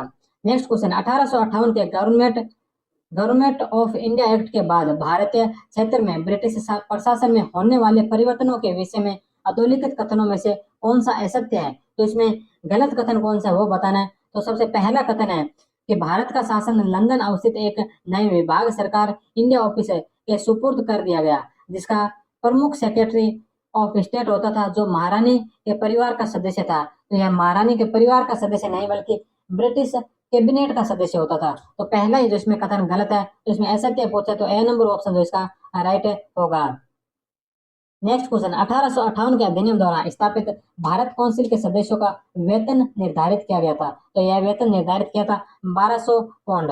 नेक्स्ट क्वेश्चन, 1858 के एक्ट के द्वारा एक्ट तथा भारत के सेक्रेटरी ऑफ स्टेट के संदर्भ में निम्नलिखित कथनों पर विचार कीजिए। तो यहाँ पर दो कथन दे रखे हैं, इनमें से बताना है कि कौन सा सही है और कौन सा गलत है। पहला है कि देशी राज्यों के बारे में नीति निर्माण तथा युद्ध अथवा शांति की घोषणा के लिए भारत के सेक्रेटरी ऑफ स्टेट के लिए यह आवश्यक था कि वह काउंसिल ऑफ इंडिया की सहमति प्राप्त करे। तो यह कोई जरूरी नहीं था, तो एक नंबर जो गलत है। दूसरा, भारतीय राजस्व से कोई व्यय किए जाने अथवा इस राजस्व के प्रतिमूर्ति पर कोई ऋण लिए जाने से पूर्व भारत के सेक्रेटरी ऑफ स्टेट को काउंसिल ऑफ इंडिया की सहमति प्राप्त करना आवश्यक नहीं था। तो यह बात भी गलत है। तो एक और दो दोनों गलत है, तो इसमें पूछा सही कौन सा, न तो एक और न ही दो, the number option. Next question है, सूची एक को सूची दो से सुमेलित करना है। यहाँ पर दो सूची दे रखे हैं, एक तरफ चार्टर एक्ट दे रखे हैं और दूसरी तरफ उनमें जो प्रावधान थे उन प्रावधान दे रखे हैं जो हमें सुमेलित करना है। तो सबसे पहले 1813 का चार्टर है। तो 1813 के चार्टर में जो प्रावधान था वो था भारत में कंपनी का व्यापारिक एकाधिकार समाप्त कर दिया गया। तो 1813 के चार्टर में कंपनी का व्यापारिक एकाधिकार समाप्त किया। दूसरे नंबर पर है रेगुलेटिंग एक्ट 1713। तो रेगुलेटिंग एक्ट 1713 में कंपनी के निदेशकों को कंपनी के प्रावधान प्रबंधन से संबंधित सभी पत्राचार और दस्तावेज ब्रिटिश सरकार को प्रस्तुत करने को कहा। तो 2 में 4। तीसरा है एक्ट ऑफ 1858। तो एक्ट ऑफ 1858 जो है इसमें शासन का अधिकार ईस्ट इंडिया कंपनी से ब्रिटिश क्राउन को हस्तांतरित कर दिया था। तो शहर में 3 आएगा। और चौथा है पिट्स इंडिया एक्ट। तो पिट्स इंडिया एक्ट में एक नंबर होगा, भारत में ईस्ट इंडिया कंपनी के कार्यों को पूरी तरह विनियमित करने के लिए ब्रिटेन में एक बोर्ड ऑफ कंट्रोल स्थापित करना। तो एक में 2 में 4, 3 में 3 और 4 में 4, द नंबर ऑप्शन जो इसका राइट होगा। नेक्स्ट क्वेश्चन, किस अधिनियम के अधीन प्रांतों को विधान शक्ति पुनः प्रदान की गई? तो यह की थी 1861 के अधिनियम के तहत। नेक्स्ट क्वेश्चन, निम्नलिखित में से किस अधिनियम ने औपनिवेशिक भारत में इंपीरियल विधान परिषद का गठन किया? तो 1861। नेक्स्ट क्वेश्चन में कि किस अधिनियम के अंतर्गत गवर्नर जनरल को अध्यादेश जारी करने की शक्ति दी गई थी? तो यह दी थी भारत परिषद अधिनियम 1861 के तहत। तो इसमें ए नंबर ऑप्शन जो इसका राइट होगा।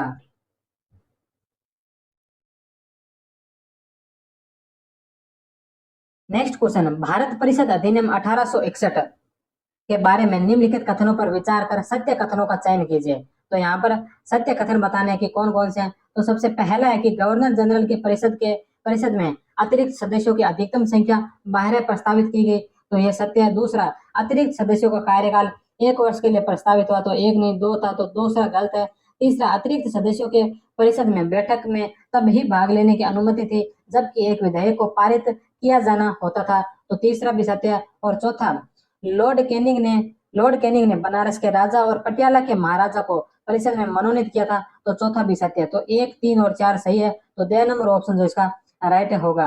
नेक्स्ट क्वेश्चन, ब्रिटिश इंडिया के निम्नलिखित में से किस अधिनियम ने सामूहिक कार्यचालन के स्थान पर विभागीय पद्धति द्वारा वायसराय की कार्यकारिणी परिषद पर उनके पराधिकार को और अधिक बल मिला? तो यह भारतीय परिषद अधिनियम 1861 है। नेक्स्ट क्वेश्चन, निम्नलिखित में से किस वर्ष में लागू कानून के तहत वायसराय ने अपनी कार्यकारिणी के सदस्यों की संख्या में वृद्धि करने का अधिकार दे दिया, तो 1861 के कानून के तहत। नेक्स्ट क्वेश्चन, भारत में अप्रत्यक्ष निर्वाचन की प्रथा किस वर्ष आरंभ की गई, तो 1892 में। भारत परिषद अधिनियम 1892 की मुख्य विशेषता क्या थी, तो इसकी मुख्य विशेषता थी कि अतिरिक्त सदस्यों को सार्वजनिक हित के मुद्दों पर प्रश्न पूछने का अधिकार दिया गया। नेक्स्ट क्वेश्चन, 1892 के अधिनियम का महत्व है क्योंकि क्योंकि यह प्रथम बार निर्वाचन के सिद्धांत को स्वीकार किया था, तो ए नंबर ऑप्शन जो इसका राइट है। रूढ़िवादी दल के भारत सचिव लॉर्ड क्रॉस द्वारा सुधारों के संबंध में एक प्रस्ताव 1890 में लॉर्ड सभा में प्रस्तुत किया गया, जिसका खाका लॉर्ड डफरिन ने तैयार किया था। काफी धीमी गति से आगे बढ़ता हुआ यह विधेयक 1892 में संसद द्वारा पारित किया गया, जो इंडियन काउंसिल एक्ट 1892 के नामों से जाना जाता है। हाउस ऑफ कॉमन्स में यह बिल भारत उप सचिव कर्जन, जो बाद में भारत का गवर्नर जनरल बना था, द्वारा पेश किया गया। गवर्नर जनरल की विधान परिषद में अतिरिक्त सदस्यों की संख्या बढ़ाकर 10 से 16 के मध्य, जिनमें कुल 10 सदस्य गैर सरकारी होने थे, निर्धारित कर दी गई। प्रत्यक्ष चुनाव की मांग को स्वीकार किए बिना उपनिवेशी अधिकारियों को कुछ सदस्यों की नामजदगी के लिए स्थानीय निकायों, विश्वविद्यालयों, सीनेटों, व्यापार और चैम्बरों और जमींदारों के संगठन में विचार विमर्श का अधिकार प्रदान कर दिया गया।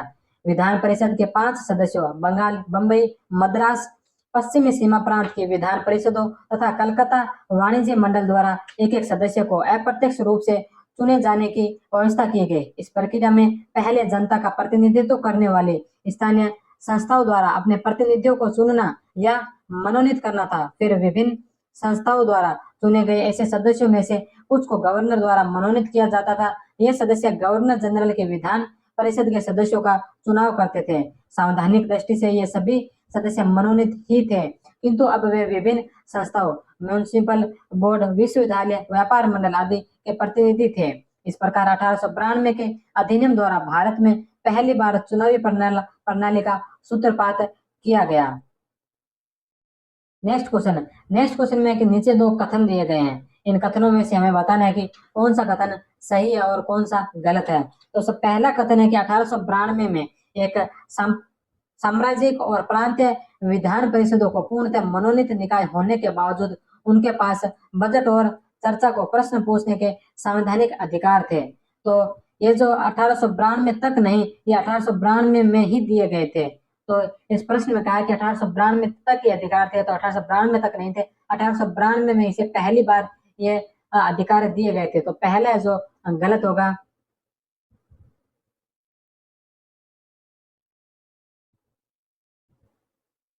वह नंबर, इल्बर्ट विधेयक से उठा तूफान सर्वाधिक उग्र था, लेकिन किसी भी तरह से गोरों के नस्लवाद की एकमात्र अभिव्यक्ति नहीं था। तो यह बात सत्य है। तो ए सही है, किंतु ए गलत है लेकिन आर सही है। तो द नंबर ऑप्शन इसका राइट होगा। बजट पर चर्चा करने और प्रश्न पूछने के अधिकार 1892 तक नहीं थे, बल्कि ये अधिकार पहली बार 1892 में भारत परिषद अधिनियम द्वारा ही प्रदान किए गए थे। नेक्स्ट क्वेश्चन, निम्नलिखित में से कौन से कथन सत्य है। तो इसमें से बताना है कि कौन से कथन है जो सत्य कथन है। यहाँ पर 4 कथन दे रखे हैं। पहला, साम्राज्यिक व प्रांतीय विधान परिषद 1892 तक पूर्णतः मनोनीत निकाय हुआ करते थे, तो यह सत्य है। दूसरे नंबर पर 1892 के इंडिया काउंसिल एक्ट ने पूर्व विधान परिषदों को बजट पर चर्चा करने और प्रश्न पूछने का सांवैधिक शक्तियां प्रदान की थी, तो यह बात जो गलत है। तीसरे नंबर पर है कि इल्बर्ट विधेयक पर मचा तूफान श्वेत नस्लवाद के सर्वाधिक उग्र अभिव्यक्ति थे, यद्यपि यह कोई एकाकी मामला नहीं था, तो यह सत्य है। और चौथा है कि 1909 पार्लियामेंट्री सुधारों ने प्रांतीय स्तर पर द्वैध शासन प्रदान किया, तो यह 1909 नहीं बल्कि 1919 में किया था। तो 4 भी गलत है। तो 1 और 3 सही है। तो द नंबर ऑप्शन इसका राइट होगा।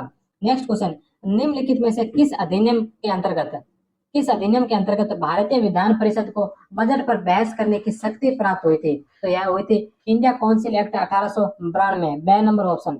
नेक्स्ट क्वेश्चन, 1892 के काउंसिल एक्ट के संबंधित निम्नलिखित कथनों पर विचार कीजिए। यहाँ पर भी कुछ कथन दे रखे हैं। पहला, राष्ट्रीय आंदोलन ने ब्रिटिश उपनिवेशवादी सत्ताधारी को इंडियन काउंसिल एक्ट 1892 की वैधानिक कार्यविधि में परिवर्तित करने हेतु बाध्य किया, जिसके परिणाम स्वरूप शाही और प्रांतीय वैधानिक काउंसिलों का विस्तृत हुआ। तो यह सत्य है। दूसरा, राष्ट्रवादी 1892 के एक्ट के फलस्वरूप होने वाले परिवर्तनों से संतुष्ट थे, तो वो संतुष्ट नहीं थे। तो ब नंबर जो गलत है, तो एक सही और दो गलत, केवल एक सही। ए नंबर ऑप्शन जो इसका राइट होगा। नेक्स्ट क्वेश्चन, मार्लेमेंटो सुधार बिल किस वर्ष पारित हुआ था? तो मार्लेमेंटो सुधार बिल जो ये 1909 के अंदर पारित हुआ था, तो 1909, बे नंबर ऑप्शन इसका राइट होगा। नेक्स्ट क्वेश्चन, गवर्नर जनरल की कार्य परिषद में पहली बार भारतीय सदस्यों की नियुक्ति किस अधिनियम के तहत की गई? तो भारतीय परिषद अधिनियम 1909। नेक्स्ट क्वेश्चन, गवर्नर जनरल के कार्यकारी परिषद के पहले भारतीय सदस्य थे, तो इसके पहले भारतीय सदस्य थे सत्येंद्र प्रसाद सिन्हा। नेक्स्ट क्वेश्चन, 1909 के इंडिया काउंसिल एक्ट में इंपीरियल लेजिस्लेटिव काउंसिल से संबंधित उपबंधों के संदर्भ में निम्नलिखित कथनों पर विचार कीजिए। तो यहाँ पर पहला कथन है कि एक्ट ने सदस्यों के प्रश्न पूछने के अधिकार में बढ़ोतरी की, तो यह सही है। दूसरा है कि एक्ट द्वारा पृथक बजट मुद्दों पर मतदान की अनुमति दे दी गई, तो यह भी सत्य है। तो एक और दो दोनों जो इसके राइट है, तो बे नंबर ऑप्शन इसका सही होगा। नेक्स्ट क्वेश्चन, निम्नलिखित कथनों पर विचार कीजिए। यहाँ पर भी दो कथन है कि 1909 के अधिनियम के पारित होने से पूर्व मार्ले ने दो भारतीयों को लंदन के इंडिया काउंसिल में नियुक्त किया, तो यह सत्य है। दूसरा, 1909 के अधिनियम के पारित होने के बाद एक भारतीय को भारत के गवर्नर जनरल की काउंसिल के सदस्य के रूप में नियुक्त किया, तो दो नंबर भी सही है। तो एक और दो दोनों जो इसके राइट आंसर होंगे, दोनों राइट होंगे, तो एक और दो दोनों, बे नंबर ऑप्शन जो इसका राइट है। नेक्स्ट क्वेश्चन, 1909 के भारतीय परिषद अधिनियम के संदर्भ में निम्नलिखित कथनों पर विचार कीजिए। तो 1909 के भारतीय परिषद अधिनियम के संबंधित यहाँ पर तीन कथन दे रखे हैं, इनमें से बताना है कि सही कौन सा है। पहला है कि इस अधिनियम द्वारा पहली बार औपचारिक रूप से विधान परिषदों के लिए चुनाव का सिद्धांत प्रस्तुत किया गया, तो यह सत्य है। दूसरा, भारत सरकार को राजनीतिक दृष्टि से हानिकारक उम्मीदवारों को अनुमति न देने का सामान्य अधिकार प्रदान किया गया, तो यह भी सत्य है। और तीसरा, हिंदुओं की तुलना में मुसलमान मतदाताओं की आय अर्हता कम थी, तो यह भी है जो सत्य है। तो एक, दो और तीन तीनों सही है, तो द नंबर ऑप्शन इसका राइट होगा। नेक्स्ट क्वेश्चन, निम्नलिखित में से किस अधिनियम ने भारत में पृथक निर्वाचन मंडल का आरंभ किया? तो भारत में पृथक निर्वाचन मंडल का जो आरंभ किया वो किया था भारतीय परिषद अधिनियम 1909, the number option. Next question, नीचे दो वक्तव्य दिए गए हैं जिसमें कथन और कारण है, जिनमें से हमें बताना है कि कौन सा सही है।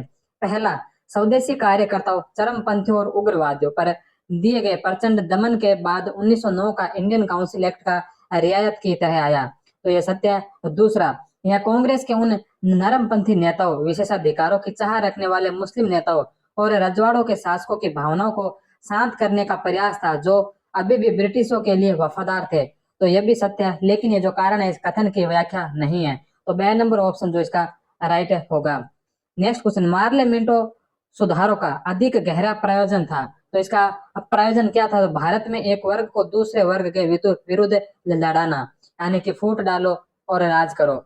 सी नंबर ऑप्शन इसका राइट है। नेक्स्ट क्वेश्चन, यहाँ पर भी दो कथन दे रखे हैं, इन कथनों में से बताना है कि कौन सा सही है। पहला कथन है कि 1909 के संवैधानिक सुधारों द्वारा भारतीय मुसलमानों को उनकी अल्पसंख्यक परिस्थिति को एक आधिकारिक वैधता प्रदान कर दी गई, तो यह सत्य है। कारण आर, मुस्लिम अस्मिता को अल्पसंख्यक परिस्थिति से राष्ट्रत्व तक पहुंचने में लंबा समय लगा, यह भी सत्य है। लेकिन यह जो कारण है इस कथन की व्याख्या नहीं है, तो बे नंबर ऑप्शन जो इसका राइट होगा।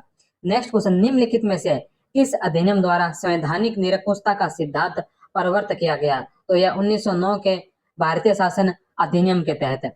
आरसी मजूमदार के अनुसार जो मोंटेग्यू चेम्सफोर्ड रिपोर्ट 1909 के सुधारों के संदर्भ में कहा गया कि मिंटो की सरकार मुगल सम्राट और हिंदू राजाओं से प्राप्त निरंकुशता के सिद्धांत को ब्रिटिश क्राउन व संसद के प्राप्त संवैधानिकता के सिद्धांत के साथ मिलाकर संवैधानिक निरंकुशता का निर्माण करना चाहती है। सत्येंद्र नाथ सेन ने संवैधानिक निरंकुशता के सिद्धांत को मार्लेमेंटो सुधार का पवित्र हृदय कहा था।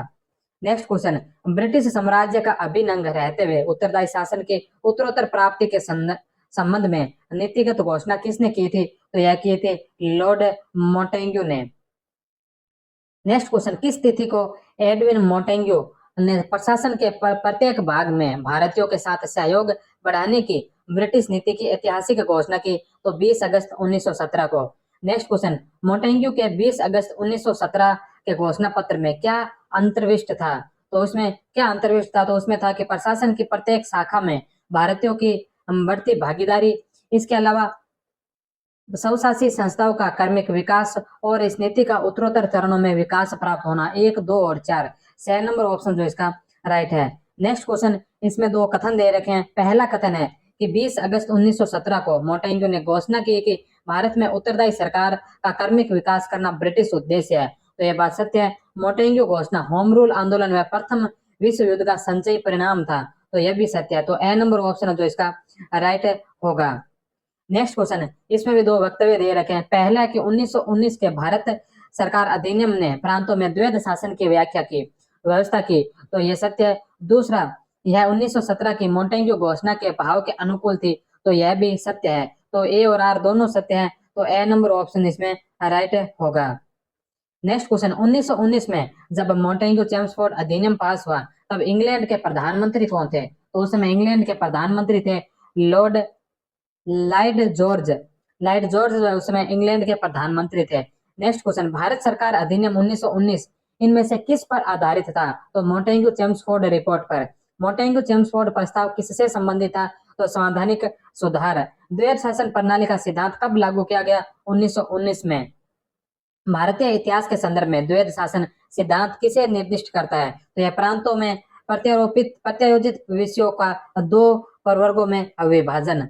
नेक्स्ट क्वेश्चन, द्वैध शासन यानी डायरकी के बारे में निम्नलिखित में से कौन सी आलोचना तर्कसंगत नहीं है? प्रांतीय स्तर पर विषयों का दोषपूर्ण विभाजन, हस्तांतरित विषयों के लिए वित्त का अभाव, मंत्रिमंडलीय सामूहिक उत्तरदायित्व का अभाव। तो ये तीनों तो सही है, लेकिन नवनियुक्त मंत्री अनुभवहीन एवं अयोग्य थे, ये गलत है। तो इसमें तर्कसंगत नहीं है पूछा, तो द नंबर ऑप्शन जो इसका राइट होगा। नेक्स्ट क्वेश्चन, किस अधिनियम के अंतर्गत भारत में आईसीएस परीक्षा का प्रावधान किया गया? तो आईसीएस परीक्षा का जो प्रावधान है ये भारत सरकार अधिनियम 1919 के द्वारा किया गया था। नेक्स्ट क्वेश्चन, भारतीय उच्चायुक्त के पद का किस अधिनियम में सर्जन हुआ? तो यह भारत सरकार अधिनियम 1919 में। नेक्स्ट क्वेश्चन, भारत ईसाइयों के लिए पृथक निर्वाचन का प्रावधान किस अधिनियम में सर्वप्रथम किया गया? तो यह 1919 के अधिनियम में। भारत सरकार अधिनियम 1919 के प्रावधानों में राज्य परिषद के लिए मुस्लिम सदस्यों की संख्या कितनी थी? तो मुस्लिम सदस्यों की जो संख्या है राज्य परिषद में वो 11 थी। नेक्स्ट क्वेश्चन, ब्रिटिश भारत की केंद्रीय व्यवस्थापिका में द्विसदनीय व्यवस्था का प्रावधान किस अधिनियम के द्वारा किया गया? तो भारत सरकार अधिनियम 1919। नेक्स्ट क्वेश्चन, निम्न कथनों पर विचार कीजिए। तो पहला कथन है कि द्विशासन का अर्थ प्रशासन के विषय का दो वर्गों में विभाजन था और कारण आया है कि प्रांतों में उत्तरदायी शासन के बोध का परिवर्तन कराने का प्रयत्न किया गया। तो ए और आर दोनों सत्य है। तो ए नंबर ऑप्शन है जो इसका राइट होगा। नेक्स्ट क्वेश्चन, इसमें भी दो वक्तव्य दे रखे हैं। पहला है कि भारत सरकार अधिनियम 1919 के प्रस्तावना में किए गए वायदे को सरकार ने दृढ़ता से अपनाया। तो ये सत्य है। कारण आर, यह निसंदेह उत्तरदायी सरकार के प्राप्त करने की दिशा में एक निश्चित कदम था। तो आर भी सत्य है। तो ए और आर दोनों सही है। तो ए नंबर ऑप्शन जो इसका राइट होगा। नेक्स्ट क्वेश्चन, निम्नलिखित में से भारत सरकार अधिनियम 1919 के बारे में असत्य कथन क्या है? तो इसमें असत्य कथन पूछा है। तो असत्य कथन है, यह अधिनियम 1921 में लागू हुआ, यह सत्य है। मोंटेग्यू भारत के राज्य सचिव तथा चेम्सफोर्ड भारत के वायसराय थे, यह भी सत्य है। इस अधिनियम में केंद्रीय व प्रांतीय विषयों को अलग कर दिया गया, यह भी सत्य है। इसमें असत्य पूछा तो असत्य है कि यह अधिनियम मार्ले मिंटो सुधार अधिनियम के नाम से जाना जाता है। तो ये बात है जो गलत है। तो बे नंबर ऑप्शन है जो इसका गलत होगा। नेक्स्ट क्वेश्चन है कि निम्न कथनों पर विचार कीजिए। यहाँ पर भी दो कथन दे रखे हैं। पहला है कि भारत सरकार अधिनियम, इसमें जो मार्लियामेंटो सुधार अधिनियम है ये 1909, इस 1909 का नहीं बल्कि 1919 का नहीं बल्कि 1909 का जो अधिनियम है उसे मार्लियामेंटो सुधार अधिनियम कहा जाता है। तो इस बात का आप ध्यान रखना, जो मार्लियामेंटो सुधार है ये 1909 नहीं, 1919 नहीं, 1909 के अधिनियम को कहते हैं। इसलिए 2 नंबर जो गलत था। नेक्स्ट क्वेश्चन, भारत सरकार अधिनियम 1919 के परिवर्तन के साथ शासन का ढांचा व उसकी विशेषताएं एकात्मक और केंद्रीकृत रही। तो यह बात सत्य है। दूसरा, सत्ता का एक बड़ा भाग प्रांतों को प्रत्यायोजित किया गया था। तो यह बात भी सत्य है। तो ए और आर दोनों सही है। तो ए नंबर ऑप्शन है जो इसमें राइट होगा।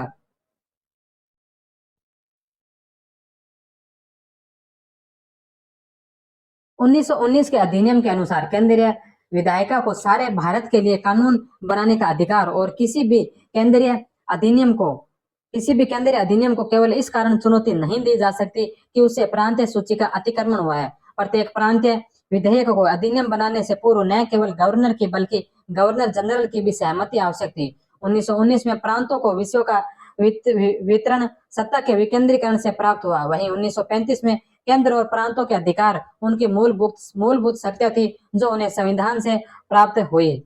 नेक्स्ट क्वेश्चन, साइमन कमीशन के आगे विरुद्ध भारतीय जन आंदोलन क्यों हुआ? क्योंकि यह साइमन कमीशन के अंदर कोई भी भारतीय सदस्य नहीं था, इसलिए जो साइमन कमीशन के आगे भारतीय जन आंदोलन हुआ था।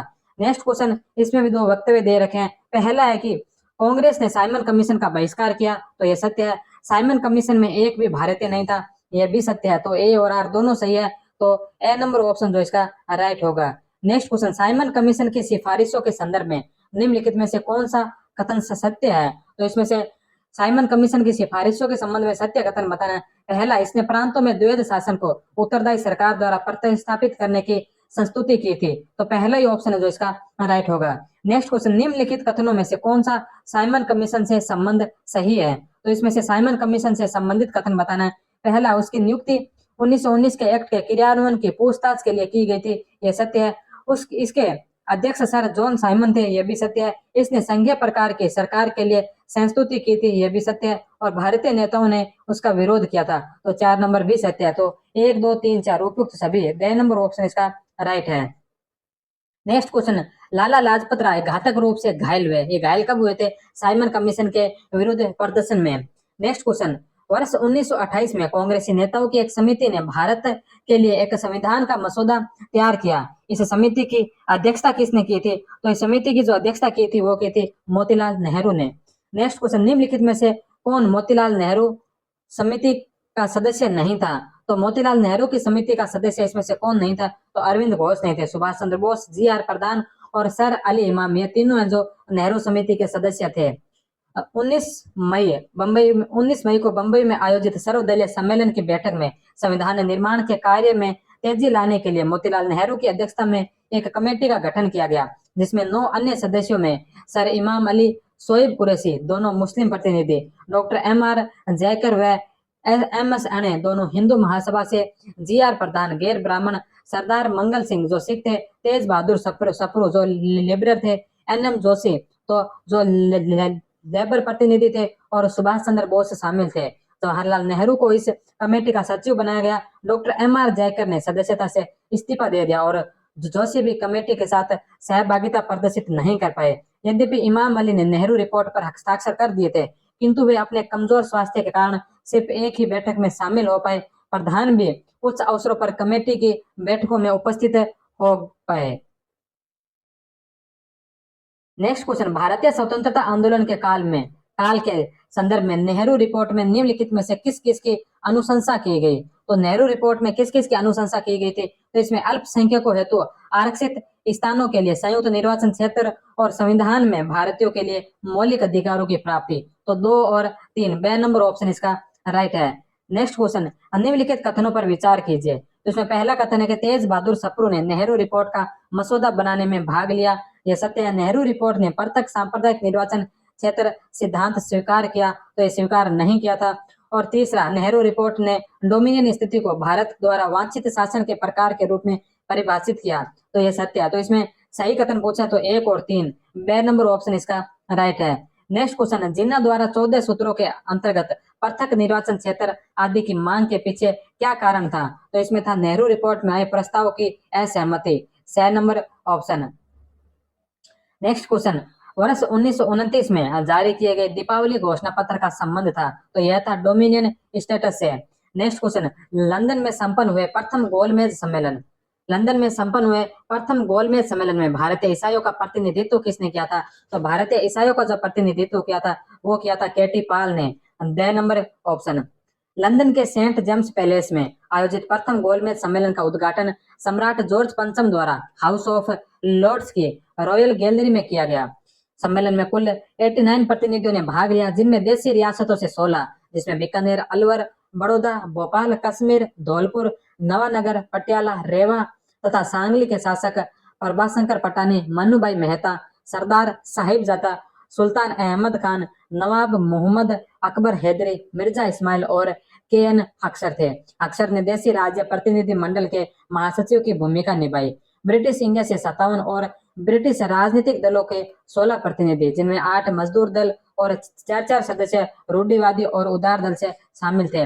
मुसलमान में 16 और हिंदू महासभा के 3 प्रतिनिधि, जिनमें जयकर मुंजे और दीवान बहादुर राजा राजेंद्र शामिल थे। 2 सिखों में उज्जवल सिंह और संपूर्ण सिंह, एक भारतीय ईसाई जो केटीपाल, 2 दलित जातियों से अम्बेडकर और रेटा मलाई श्रीवासन, 4 जमींदार वर्ग से दरभंगा के महाराजा कामेश्वर सिंह, छतारी के मोहम्मद अहमद सईद खान, उड़ीसा के परलेख मुड़ी का राजा और पीसी मित्र, 4 यूरोपीय, 1 एंग्लो इंडियन जो हेनरी गिडनी, 2 मजदूर प्रतिनिधि जिनमें एन.एम. जोशी और बी शिवाराव, 2 विश्वविद्यालय प्रतिनिधि जो जिनमें सैयद सुल्तान अहमद और विश्वेश्वर दयाल सेठ, 2 महिला बेगम जहानारा शाहनवाज और राधाबाई सुबन रॉय। इन दोनों ने दूसरे गोलमेज सम्मेलन में भी भाग लिया। 3 पारसियों में कावसी जहांगीर, फिरोजा सेहटा और प्रसिद्ध व्यापारी होमा मोदी, और तीनों वर्मी थे। प्रमुख मुसलमान नेताओं के रूप में प्रतिनिधि के नेता में सर आगा खां, मौलाना मोहम्मद अली। सम्मेलन के दौरान 4 जनवरी को लंदन में मृत्यु हो गई थी इनकी। सर मोहम्मद शफी, फजलुल हक एवं जिन्ना तथा नरम दलीय नेताओं में तेज बहादुर सप्रू, सी.वाई. चिंतामणि, चिम्मनलाल सीतलवाड़, जे.एन. बसु और श्रीनिवास शास्त्री ने भाग लिया था। कांग्रेस ने प्रथम गोलमेज सम्मेलन का बहिष्कार किया था। नेक्स्ट क्वेश्चन, किस गोलमेज सम्मेलन में भारतीय राष्ट्रीय कांग्रेस के प्रतिनिधि ने प्रथम बार भाग लिया? तो दूसरे गोलमेज सम्मेलन में। नेक्स्ट क्वेश्चन, निम्नलिखित कथनों पर विचार कीजिए। तो यहाँ पर 2 कथन दे रखे हैं, इन कथनों में से बताना है कि कौन सा सत्य है। पहला, सर तेज बहादुर सप्रू तथा मोहम्मद शफी ने प्रथम गोलमेज सम्मेलन में भारतीय राष्ट्रीय कांग्रेस के प्रतिनिधि के रूप में भाग लिया। तो यह बात गलत है, क्योंकि कांग्रेस ने प्रथम गोलमेज सम्मेलन का बहिष्कार किया था। महात्मा गांधी ने द्वितीय गोलमेज सम्मेलन में भारतीय राष्ट्रीय कांग्रेस के एकमात्र प्रतिनिधि के रूप में भाग लिया था। तो यह बात सत्य है। दूसरे गोलमेज सम्मेलन में कांग्रेस प्रतिनिधि के रूप में सिर्फ एक ही व्यक्ति गए थे, वो थे महात्मा गांधी। तो 2 नंबर ऑप्शन इसका सही है। तो इसमें केवल 2 नंबर ऑप्शन सही होगा, पहला गलत है और दूसरा सही है। तो 6 नंबर ऑप्शन इसका राइट होगा। नेक्स्ट क्वेश्चन, द्वितीय गोलमेज सम्मेलन में सरोजिनी नायडू किसके द्वारा नामित सदस्य के रूप में हिस्सा लिया? तो सरोजिनी नायडू ने किसके रूप में लिया? तो भारत सरकार के रूप में। नेक्स्ट क्वेश्चन है कि नीचे 2 वक्तव्य दिए गए हैं, तो इनमें से बताना है कि कौन सा सही है और कौन सा गलत है। लंदन में द्वितीय गोलमेज सम्मेलन बिना कुछ प्राप्त किए समाप्त हो गया, तो यह बात सत्य है। दूसरा, गांधी जी ने भगत सिंह की जेल से रिहाई की पूर्व शर्त रखी थी, तो गांधी जी ने ऐसी कोई शर्त नहीं रखी। इसी बात का इतिहास में हमेशा अफसोस रहा है। तो 2 नंबर है जो गलत है, 1 नंबर है सही है। तो 6 नंबर ऑप्शन इसका राइट होगा। ए सत्य है और आर असत्य है।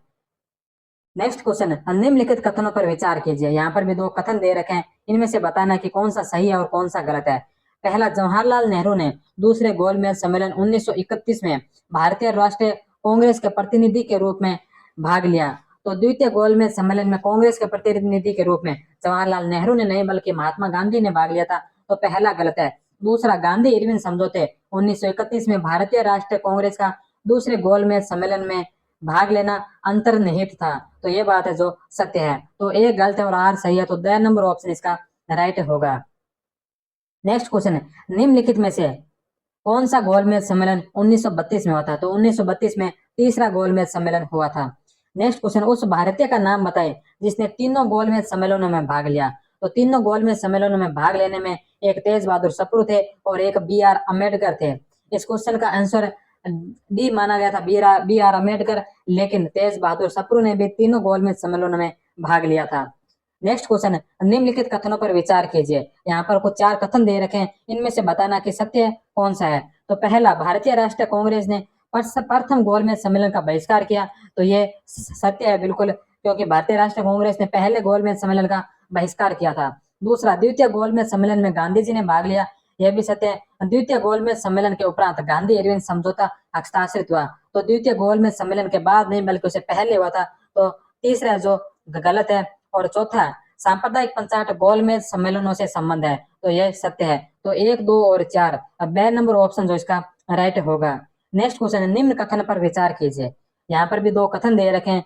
पहला है कि तृतीय गोलमेज सम्मेलन के विचार विमर्श की परिणति भारत सरकार अधिनियम 1935 के पारित होने के रूप में हुई, तो ये सत्य है। दूसरा, भारत सरकार अधिनियम 1935 ने ब्रिटिश भारत के सूबों और भारतीय रियासतों के एक संघ पर आधारित ऑल इंडिया फेडरेशन के गठन का उपबंध किया, तो यह भी सत्य है। तो एक और दो दोनों सही है, तो 6 नंबर ऑप्शन इसका राइट होगा। नेक्स्ट क्वेश्चन, 1935 के विधेयक के तहत गठित संयुक्त संसदीय समिति के अध्यक्ष थे, जिसके परिणाम स्वरूप भारत सरकार कानून 1935 से निर्मित हुआ, तो इसके अध्यक्ष कौन थे? तो इसके अध्यक्ष थे लॉर्ड लिनलिथगो, बे नंबर ऑप्शन। नेक्स्ट क्वेश्चन, निम्न में से कौन सा कथन भारत सरकार अधिनियम 1935 के बारे में सही है? तो 1935 के बारे में कौन सा कथन सही है ये बताना है। तो 1935 के बारे में सही कथन पूछा है। पहला, सांप्रदायिक प्रतिनिधित्व का प्रावधान। दूसरा, संघीय न्यायालय की स्थापना। और तीसरा, प्रांतीय स्वायत्तता। तो ये तीनों ही सही है, तो 1, 2 और 3, 6 नंबर ऑप्शन जो इसका राइट होगा। नेक्स्ट क्वेश्चन, निम्नलिखित में से किस अधिनियम के द्वारा केंद्र में द्वैध शासन की स्थापना की गई? तो केंद्र में जो द्वैध शासन की स्थापना हुई थी वो हुई थी भारत सरकार अधिनियम 1935 के तहत। 1935 के भारत शासन अधिनियम की निम्नलिखित में से कौन सी विशेषता नहीं है? तो प्रांतों में द्वैध शासन जो 1935 के अधिनियम में नहीं बल्कि 1919 के अधिनियम में लागू हुआ था। नेक्स्ट क्वेश्चन, भारत सरकार अधिनियम 1935 ने समाप्त कर दी। क्या समाप्त की? प्रांतीय द्वैध शासन व्यवस्था को। नेक्स्ट क्वेश्चन, निम्नलिखित में से कौन भारत सरकार के 1935 के अधिनियम का अंग नहीं थे? तो एक भारतीय को गवर्नर की नियुक्ति करना, ये उल्लेख जो 1935 के अधिनियम में नहीं था। इसके अलावा प्रांतीय स्वाधीनता, अखिल भारतीय संघ और भारतीय रिजर्व बैंक, इन तीनों की जो स्थापना 1935 के अधिनियम के तहत की गई थी। नेक्स्ट क्वेश्चन, किस अधिनियम ने ब्रिटिश नौकरशाही को प्रथम बार भारतीय मंत्रियों के अधीन किया? तो भारत सरकार अधिनियम 1935 है। नेक्स्ट क्वेश्चन, 1935 के गवर्नमेंट ऑफ इंडिया एक्ट के विषय में अधोलिखित कथनों पर विचार कीजिए। तो यहाँ पर कुछ कथन दे रखे हैं, इनमें से सत्य कथन बताने हैं कि कौन से हैं। तो पहला, 1919 के सुधारों द्वारा स्थापित द्वैध शासन को प्रांत और केंद्र के सभी विभागों में एक उत्तरदायी स्वशासन की स्थापना द्वारा विस्थापित किया गया, तो ये बात है जो गलत है। दूसरा, प्रांतीय गवर्नरों को ब्रिटिश कारोबारी हितों के संरक्षण हेतु विशेष अधिकार दिए गए, तो यह सत्य है। और तीसरा, भारत सरकार की वित्तीय स्वायत्तता की मांग को वित्तीय नियंत्रण का लंदन से नई दिल्ली स्थानांतरित स्वीकार कर लिया गया, तो यह भी सत्य है। तो 2 और 3 सही है, तो बे नंबर ऑप्शन जो इसका राइट होगा। नेक्स्ट क्वेश्चन, अधिनियम जिसमें पहली बार अखिल भारतीय संघीय सरकार के बारे में उल्लेख हुआ, तो वह था 1935 का अधिनियम। Next question, government of India act 1935 में क्या था? प्रांतीय स्वशासन का उपबंध, एक संघीय न्यायालय फेडरल कोर्ट की स्थापना का उपबंध और केंद्र में अखिल भारतीय संघ का उपबंध, तो ये तीनों ही उपबंध जो गवर्नमेंट ऑफ इंडिया एक्ट 1935 में थे, तो 1, 2 और 3, द नंबर ऑप्शन जो इसका राइट होगा। नेक्स्ट क्वेश्चन, 1935 के भारत सरकार अधिनियम की कुछ विशेषताएं थी, तो इसकी विशेषताएं क्या थी? गवर्नरों के प्रांतों में द्वैध शासन की समाप्ति, गवर्नरों को विधायी क्रियाओं में निषेधाधिकार की शक्ति तथा स्वयं द्वारा विधि बनाना, सांप्रदायिक प्रतिनिधित्व के नियम की समाप्ति, तो इसकी समाप्ति नहीं थी। 3 नंबर गलत है, 1 और 2 सही है, तो सही कथन पूछा 1 और 2, बे नंबर ऑप्शन। नेक्स्ट क्वेश्चन है कि भारत सरकार अधिनियम 1935 के मुख्य तत्वों में सम्मिलित थे, तो इसके मुख्य तत्वों में क्या क्या सम्मिलित है? तो एक थे एक संघ का प्रावधान और दूसरा था प्रांतों को स्वायत्तता देना, तो 1 और 2 है जो इसका राइट होगा। 1 और 2, ए नंबर ऑप्शन जो इसका राइट आंसर होगा। नेक्स्ट क्वेश्चन, 1935 के भारत शासन अधिनियम द्वारा प्रस्तावित फेडरल यूनियन में राजसी प्रांतों, देशी रियासतों को शामिल करने के पीछे अंग्रेजों की असली मंशा क्या थी? तो अंग्रेजों की असली मंशा थी राष्ट्रवादी नेताओं के साम्राज्यवाद विरोधी सिद्धांतों को व्यक्त करने के लिए राजाओं का इस्तेमाल करना, the number option. Next question, Bharat सरकार अधिनियम 1935 के बारे में क्या सही नहीं है? तो 1935 के बारे में गलत कथन कौन सा है? पहला, राज्य में उत्तरदायी शासन स्थापित हुआ, यह सत्य है। बंगाल में द्विसदनात्मक विधानमंडल प्रारंभ हुआ, यह भी सत्य है। राज्यों के लिए संघ में शामिल होना अनिवार्य है, यह भी सत्य है। लेकिन सांप्रदायिक निर्वाचन व्यवस्था समाप्त कर दी, ये बात है जो असत्य है। तो 6 नंबर ऑप्शन है जो इसका राइट होगा। नेक्स्ट क्वेश्चन, 1935 के भारत सरकार अधिनियम का निम्नलिखित में से कौन सा एक वैशिष्टिक युक्त नहीं है? तो इसमें भी जो गलत है वो बताना है। केंद्र के साथ ही साथ राज्य में भी द्वैध शासन, तो राज्य में द्वैध शासन नहीं किया था, केंद्र में किया था। तो ए नंबर ये जो पहला ये इसका गलत है, तो ए नंबर ऑप्शन इसका राइट आंसर होगा। नेक्स्ट क्वेश्चन, किस अधिनियम को जवाहरलाल नेहरू ने गुलामी का नया चार्टर बताया था? तो जवाहरलाल नेहरू ने गवर्नमेंट ऑफ इंडिया एक्ट 1935 को गुलामी का नया चार्टर बताया था। नेक्स्ट क्वेश्चन, किस अधिनियम के बारे में जवाहरलाल नेहरू ने कहा कि हमें एक ऐसी कार दी गई है जिसमें सब ब्रेक थे किंतु इंजन नहीं था? तो यह कहा था 1935 के अधिनियम के बारे में। नेक्स्ट क्वेश्चन, कांग्रेस द्वारा 1935 के गवर्नमेंट ऑफ इंडिया एक्ट को अस्वीकार किए जाने का कारण क्या था? तो इसका कारण था कि इसके निर्माण में भारतीयों से परामर्श नहीं लिया गया। यह एक्ट भारत में जनप्रतिनिधि सरकार के स्थापना की संभावना समाप्त कर रहा था और प्रांतीय स्वायत्ता के नाम पर की गई व्यवस्थाओं में प्रजातांत्रिक अधिकारों का हनन होता था। तो 1, 2 और 3 तीनों सही है, तो उपयुक्त सभी ड नंबर ऑप्शन इसका राइट होगा। नेक्स्ट क्वेश्चन, सिंध का बंबई प्रांत से पृथक्करण किया गया। तो सिंध का बंबई प्रांत से पृथक्करण कब किया गया था? तो यह भारत सरकार अधिनियम 1935 के तहत। नेक्स्ट क्वेश्चन, भारत के संविधान में केंद्र और राज्यों के बीच किए गए शक्ति का विभाजन किस में उल्लिखित योजना पर आधारित है? तो यह है भारत सरकार अधिनियम 1935 में उल्लिखित योजना के आधार पर। नेक्स्ट क्वेश्चन, भारत शासन अधिनियम 1935 द्वारा स्थापित संघ में अविशिष्ट शक्तियां किसे दी गई थी? तो यह शक्तियां दी गई थी गवर्नर जनरल को। नेक्स्ट क्वेश्चन, किस विधान में सर्वप्रथम अनुसूचित जातियां शब्द प्रयुक्त किया गया? तो 1935 के गवर्नमेंट ऑफ इंडिया एक्ट के अंदर। नेक्स्ट क्वेश्चन, निम्नलिखित में से किस अधिनियम के द्वारा भारत परिषद इंडिया काउंसिल को समाप्त कर दिया गया? तो भारत सरकार अधिनियम 1935 के तहत जो इंडिया काउंसिल को समाप्त किया गया। नेक्स्ट क्वेश्चन, भारत सरकार अधिनियम 1935 के बारे में निम्नलिखित कथनों पर विचार कीजिए और इनमें से बताना कि कौन कौन से कथन है जो सत्य है। पहला, इस अधिनियम ने 1919 के सुधारों के माध्यम से स्थापित द्विशासन प्रणाली को समाप्त कर दिया और इसकी जगह प्रांतों व केंद्र में सभी विभागों में जिम्मेदार स्वशासन को स्थान दिया। तो यह बात बिल्कुल गलत है, क्योंकि केंद्र में 1935 के तहत ही द्वैध शासन शुरू किया गया था, तो पहला गलत है। दूसरा, प्रांतीय गवर्नरों को ब्रिटिश व्यावसायिक हितों की रक्षा के लिए विशेष शक्तियां दी गई, तो यह सत्य है। तीसरा, भारत सरकार को वित्तीय स्वामित्व के लिए वित्तीय नियंत्रण लंदन से नई दिल्ली स्थानांतरित किया गया, तो यह भी सत्य है। तो 2 और 3 दोनों सही है, तो ड नंबर ऑप्शन है जो इसका राइट होगा। नेक्स्ट क्वेश्चन, 1935 के अधिनियम के संदर्भ में निम्नलिखित कथनों पर विचार कीजिए। तो 1935 के संबंधित 2 कथन दे रखे हैं। इसका उद्देश्य वास्तव में भारतीय राज्य व्यवस्था को एक संरचना प्रदान करना था, तो नहीं, यह गलत है। इसमें एक ऐसे प्रधानमंत्री का उल्लेख था जिसका स्थान मंत्री परिषद में प्रथम था, तो यह भी गलत है। तो दोनों ही है जो गलत है, तो ड नंबर ऑप्शन इसका राइट होगा। नेक्स्ट क्वेश्चन, 1935 के भारत सरकार अधिनियम के संदर्भ में निम्नलिखित कथनों पर विचार कीजिए। यहाँ पर भी 2 कथन है, इनमें से बताना है कि कौन सा सत्य है। पहला, कि अधिनियम के अनुसार गवर्नर के प्रांतों में द्वैध शासन का उन्मूलन कर दिया गया, प्रांतीय स्वायत्तता आरंभ हो गई, तो पहला सत्य है। समस्त प्रांतीय विधानमंडल केवल एक सदन के थे जिसको विधानसभा कहते थे, तो ये बात है जो गलत है, क्योंकि 6 प्रांतों बंबई, मद्रास, बंगाल, असम, बिहार और संयुक्त प्रांत में द्विसदनीय व्यवस्थापिका की स्थापना भी की गई थी। तो ब नंबर गलत है और ए सही है, तो केवल एक ए नंबर ऑप्शन इसका राइट होगा। Next question, government of India act 1935 है। गवर्नमेंट ऑफ इंडिया एक्ट 1935 के संदर्भ में निम्नलिखित कथनों पर विचार कीजिए। तो इसमें से हमें सही कथन बताना है। पहला है कि सम्राट सम्मिलित था जिसका प्रतिनिधित्व गवर्नर जनरल करता था, तो यह सत्य है। दूसरा, काउंसिल ऑफ स्टेट जिसमें 150 प्रतिनिधि ब्रिटिश भारत से तथा 150 प्रतिनिधि देशी राज्यों से थे, तो ये बात है जो गलत है, क्योंकि इसमें काउंसिल ऑफ स्टेट के कुल 260 सदस्यों में से देशी रियासतों के 104 प्रतिनिधि निर्धारित किए गए थे, तो 2 नंबर है जो गलत है। तीसरा, विधान सभा सम्मिलित थी जिसमें देशी रियासतों के अधिकतम 125 प्रतिनिधि तथा ब्रिटिश भारत के अधिकतम 250 प्रतिनिधि थे, तो 3 नंबर है जो सत्य है। तो 1 और 3 सही है, तो 6 नंबर ऑप्शन जो इसका राइट होगा। नेक्स्ट क्वेश्चन, सूची 1 को सूची 2 से सुमेलित करना है। एक तरफ कुछ घटनाओं का नाम दे रखा है और दूसरी तरफ उनके ईयर दे रखे हैं कि ये कब प्रारंभ हुई थी।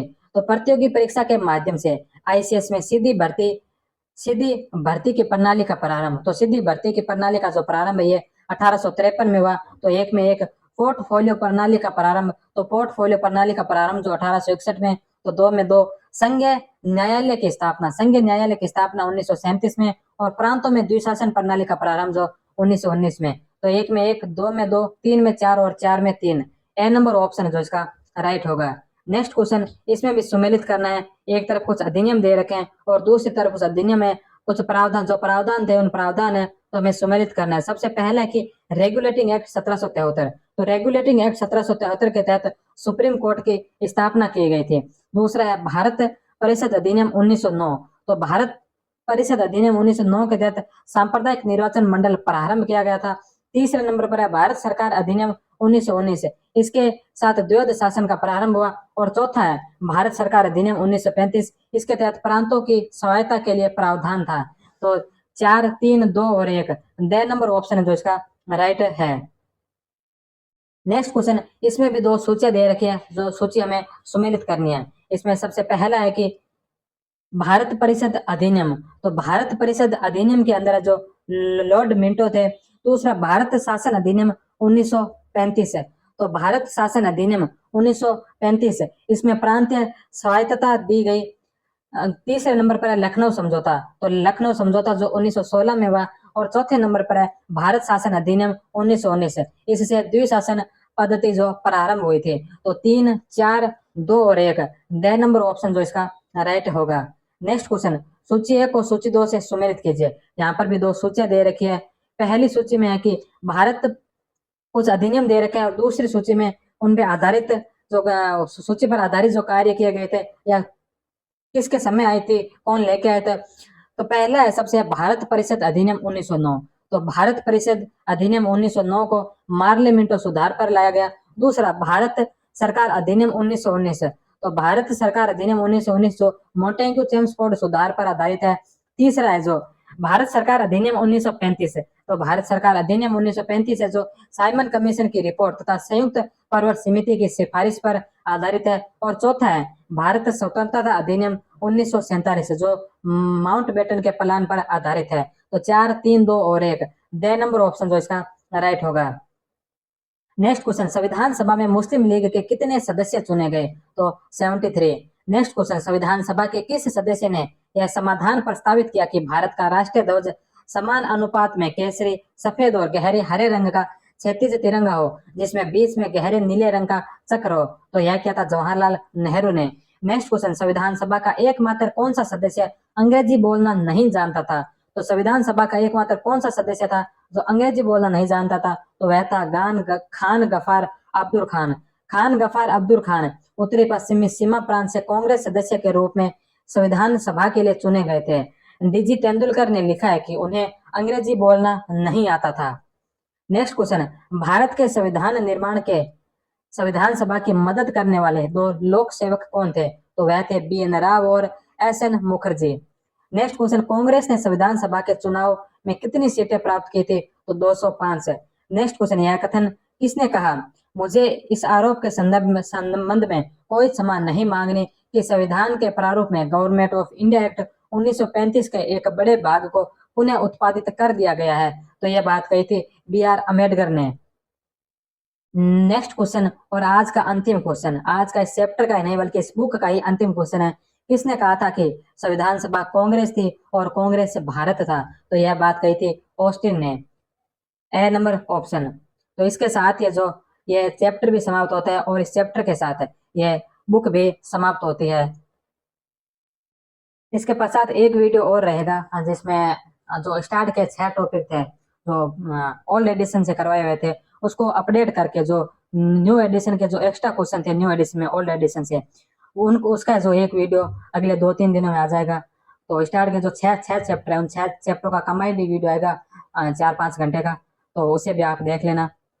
तो पिछले काफी 1-1.5 महीने से इस बुक की जो सीरीज चल रही थी जो आज समाप्त होती है, इस बुक का हमने पूरा कंप्लीट अध्ययन कर लिया है। आप सभी ने अपना पूर्ण सहयोग बनाए रखा, सभी ने चैनल भी सब्सक्राइब कर लिया होगा। आप सभी का पुनः एक बार बहुत बहुत धन्यवाद। जय हिंद, वंदे मातरम।